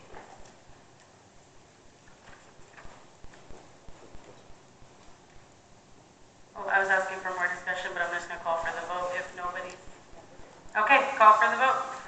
Aye. Aye. Sure, aye. Aye. Aye. All right. H, motion to approve emergency hire of Tom Wiesmiller, I hope I'm saying that, Wiesmiller, based upon HR's recommendation for the Parks and Ground Maintenance position. We need a motion. I think this can be pulled because it's already been done. Wait, we still have to vote on it because was he hired as a 1099? No. Okay, that's what I was asking. No, he was an emergency hire based on the HR committee's recommendations for Tom Weissmiller. Okay, they recommended hiring him as the next maintenance person to fill a position. Right now, he's an emergency. So, yeah. So we need to make a motion. Anybody? Make a motion to approve the hire of Tom Wissmuller based on HR recommendations for the Parks and Grounds Maintenance position. Do we have a second for discussion? did a second.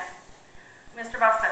Is this a full-time paid job where you have to pay PERS and insurance, or is it a lesser where you don't have to have PERS and insurance? It is part-time. Part-time? Okay, thank you. Any more discussion? Now,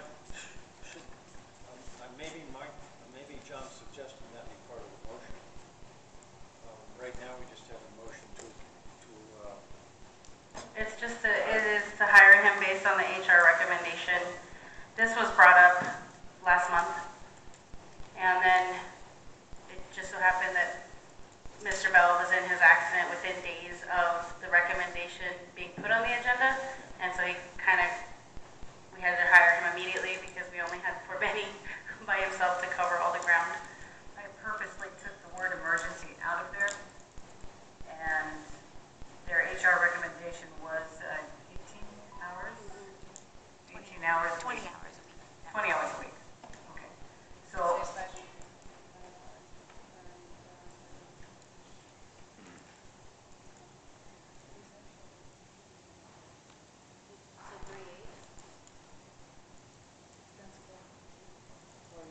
If that's under emergency, right, yeah. So right here it says emergency. And we're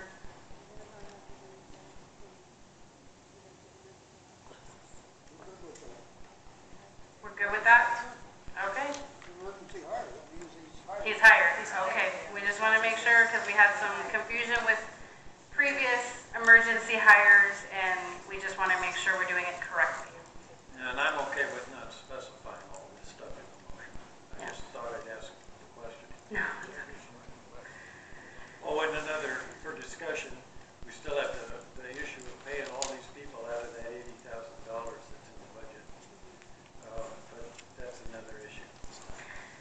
Yeah. Okay, we have a motion, we have a second. Any further discussion to hire Tom Wistmiller? Say it right? Wistmiller, based on the HR recommendation for parks and ground maintenance position. Anybody else?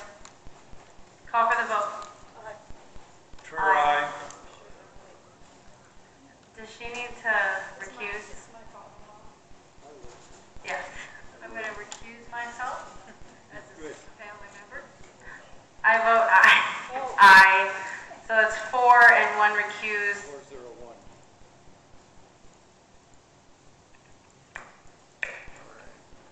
You're not helping.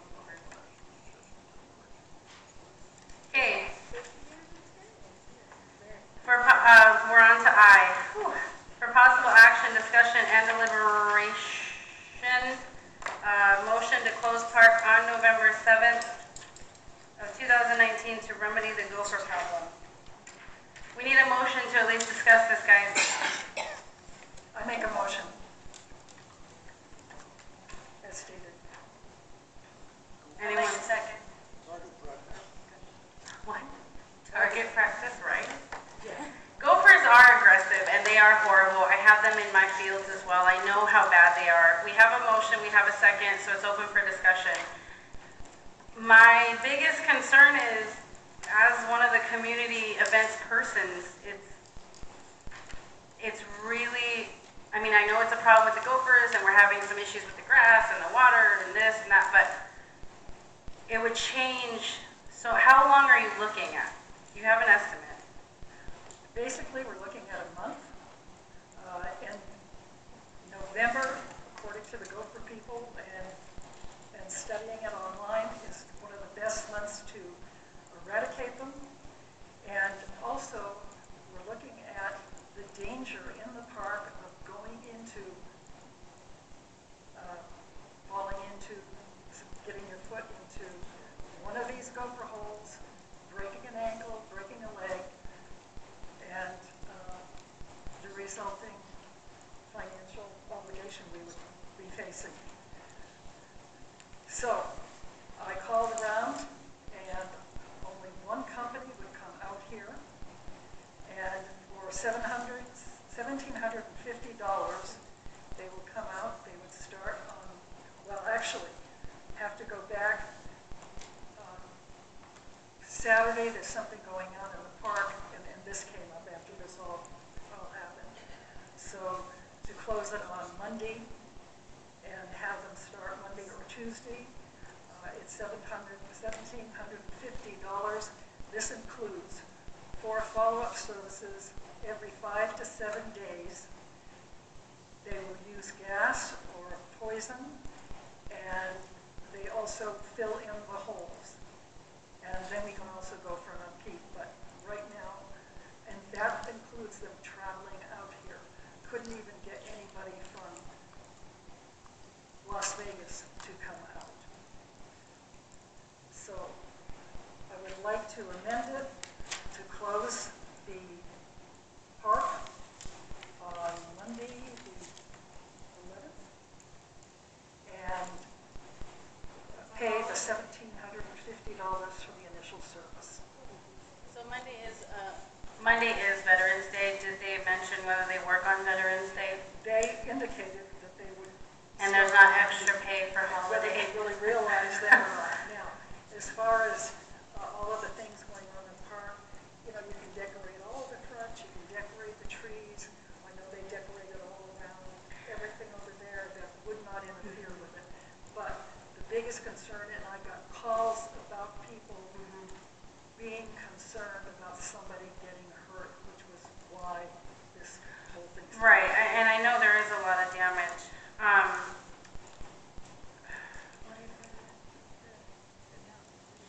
Yeah, so it does say that Monday is a holiday, so I don't know if they're gonna charge extra. It does say $1,750 for initial service. This includes 4 follow-up services, and the entire amount is due at time of initial service. So if we were to vote on it, and the $1,750 has to come out of where, Christy? For $1,750 has to come from where? It's a capital expense, not a petty cash. So that vendor has to have a vendor number. They need to be established in Eden before we can use it. So we have to go through the whole process of the vendor and the check being cut, and then we can pay them. Right, and if we do the AP meetings, then I can get things going every 2 weeks and not a month, but yeah. Could one of us pay it with a credit card? Yes. I volunteer to pay it with a credit card. Okay, and then get Then we'll reimbursed. get, Okay, any more discussion? Mr. Little, did you want to add to the gopher problem in our park? I don't mean add like that. I just meant like add to the conversation. Sorry. 2 words, Bob Little. 2 words. Juicy fruit gum. I have gotten rid of gophers twice the size of that park at high schools, actually it was middle school, in Phoenix, as a maintenance guy. And just part-time going out there, juicy fruit gum. That's all you gotta do, $10 worth of juicy fruit gum, and you can get rid of everything. And if you wanna know how, I'll talk to you about it. Okay, thank you, Mr. Little. It works. I've heard that before, actually. Yeah, probably for me. Probably, when we were building the garden. Yes. I've also heard of bombs, but you know, we can't do bombs in the park, so.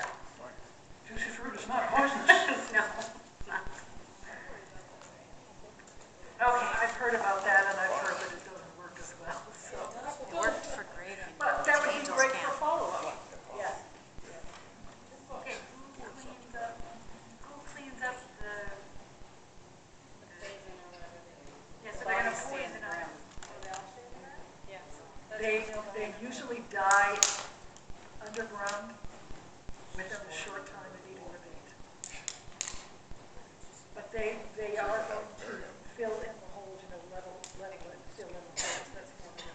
So if somebody did go to the park and somebody's animal. But, and this is closing off the park, this is, you know, putting caution tape. Right, this is shutting it down. Okay. We have to, it's very important to take care of it because we do have holes. These are big holes. I have myself twisted my ankle and these kinds of things. Horses get hurt, dogs get hurt, people get hurt, but this is closing the park for a month. Any further questions or concerns or comments from the? You just closed out half of it, your time. I mean, they're everywhere. close the whole park down? Can't you just close down one section of it, get that done and go do the other section? No, because you eradicate them, but they'll just keep moving. If they don't, what doesn't die will keep moving, and we need the whole thing eradicated to start. Everything else we need to do.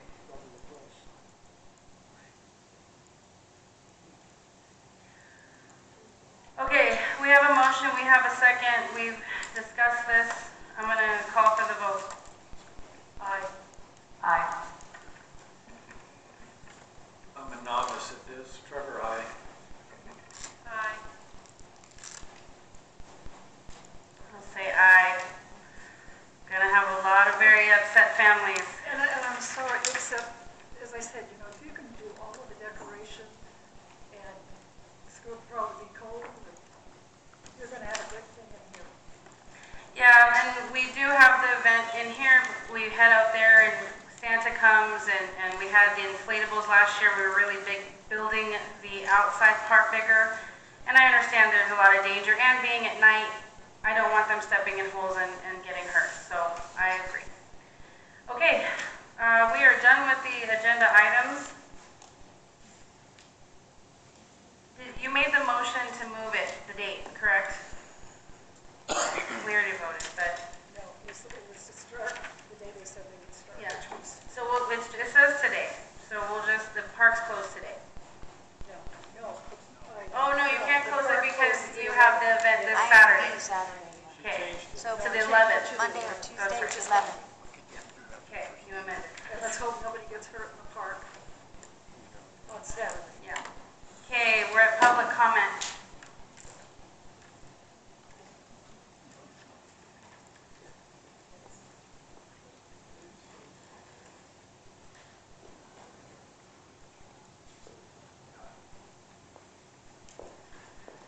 My public comment is that at the last county board meeting, 2 of our board members sat in the meeting and said nothing when the county owed us $108,800.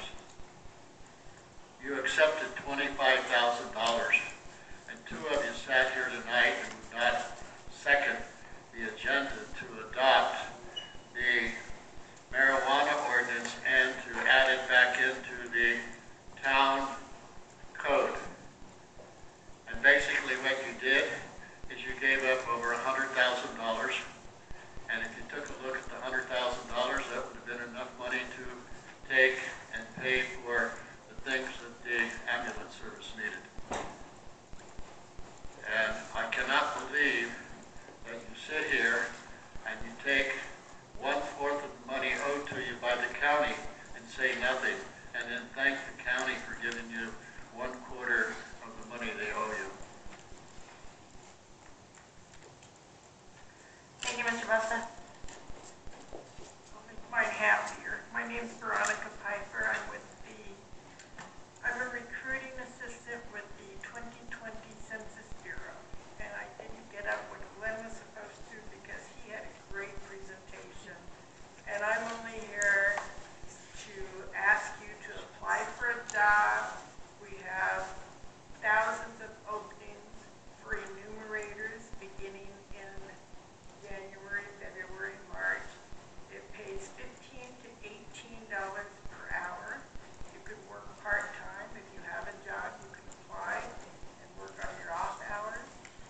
It pays you back your mileage at 58 cents a mile, and you'll have a laptop to use to put your information in. There's very few requirements to apply. You need to be 18. You need to speak English. You need to be a U.S. citizen and have a valid social security card. I have lots of brochures on the back shelf. If you need anything or if you have any questions, I'll hang around a little while after the meeting. Thank you. Thank you. That's actually fantastic information. I'm sure there's a lot of families that, especially after the holidays, they'll need to make a little extra money. Mr. Koenig. Good evening, John Koenig again, for the record. I heard a lot of discussion tonight about the ambulance service. I personally am very upset about the whole thing. I don't live here. I live in Pahrump. I drive up here at least once a month to try and help you guys. Well, the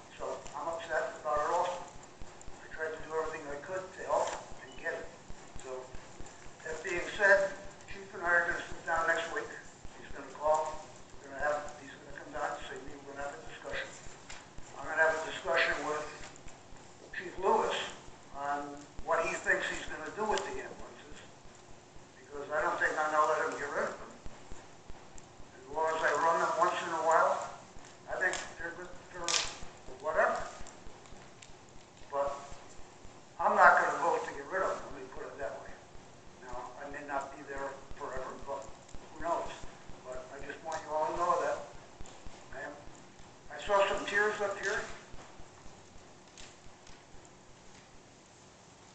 And it was coming from me too.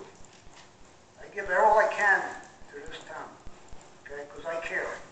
I care about the county, I care about this town, I care about Vermont. And I was really, really hoping that we would get the fire department straightened out and get the ambulance service going. I thought we were on the right road. First thing I asked the chief tonight when I got here was the status on that, and he told me it was dead. So, not good. Thank you. Thank you, Mr. Koenig.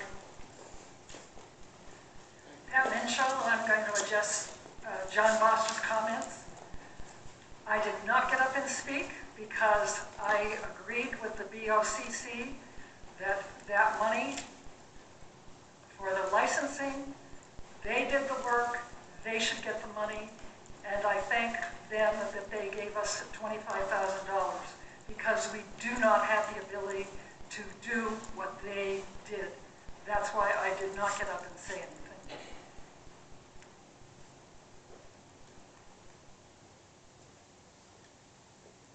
Thank you, Pat. Mr. Gary. Ken Gary, I feel sorry for these census people. I've met with 3 preliminary census people. I just happened to meet with 3 of the preliminary census people who were really confused about addresses. One man had worked 5 hours, he found one address with the information he had on his laptop. Another one would have known where 4430 South Highway 373 would be. I have no idea where that is. It's actually 22 miles south of Hamilton and you're in California by then. So I really feel sorry. Now, if we can get the assessor's maps, expedite them to help these people, because I believe the census is very important to this community, and we must be counted. Another one had experience. He found an address. He went up the door and he met with a shotgun. He said, don't bother me anymore. No, we don't want that. The main thing is get these addresses. Thank you, Mr. Gary. Bruce Jensen, I'm with the fire department. I'm also a resident, of course, of Amargosa Valley. I have a few people to thank. It's amazing to me that every single person that we asked for help helped us. People that didn't know us offered to help, were behind us, and supported us. Everybody except for Trevor Dolby and Pat Mitchell, 2 members of our town board that I begged not to start trouble with the county. And they did so anyway, not caring about our volunteers or what would happen to the people of Amargosa Valley. And I said earlier that I will not put forth any more effort into an ambulance service until this town board is changed. Once that happens, then we'll hit it again. And we will have an ambulance service here in Amargosa Valley. Thank you.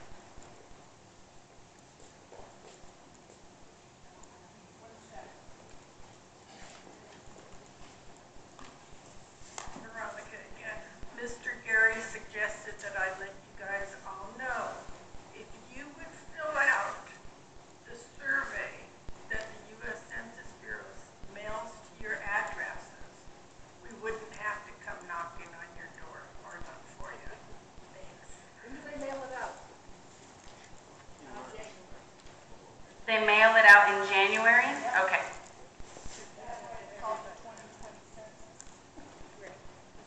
Okay. Any more comments for tonight? The census, she said, mails out in January, if anyone didn't hear that.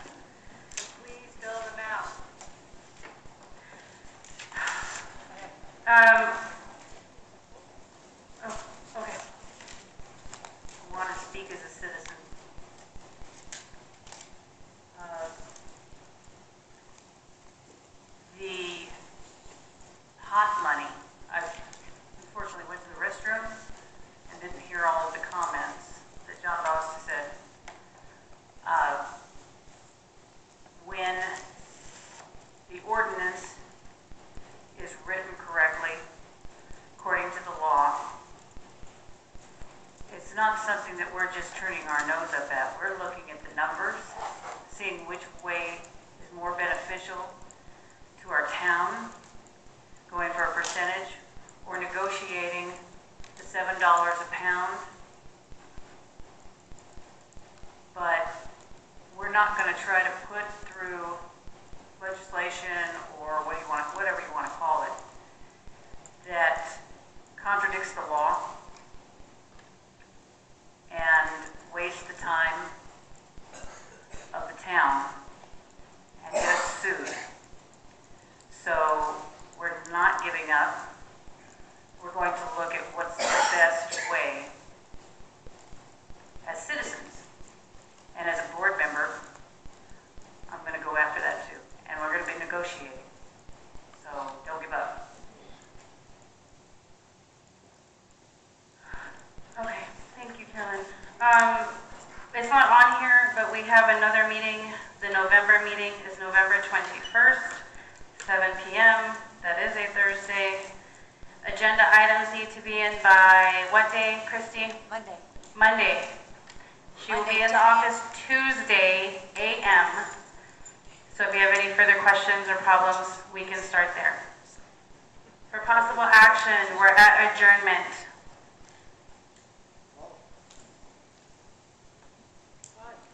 Okay. Aye.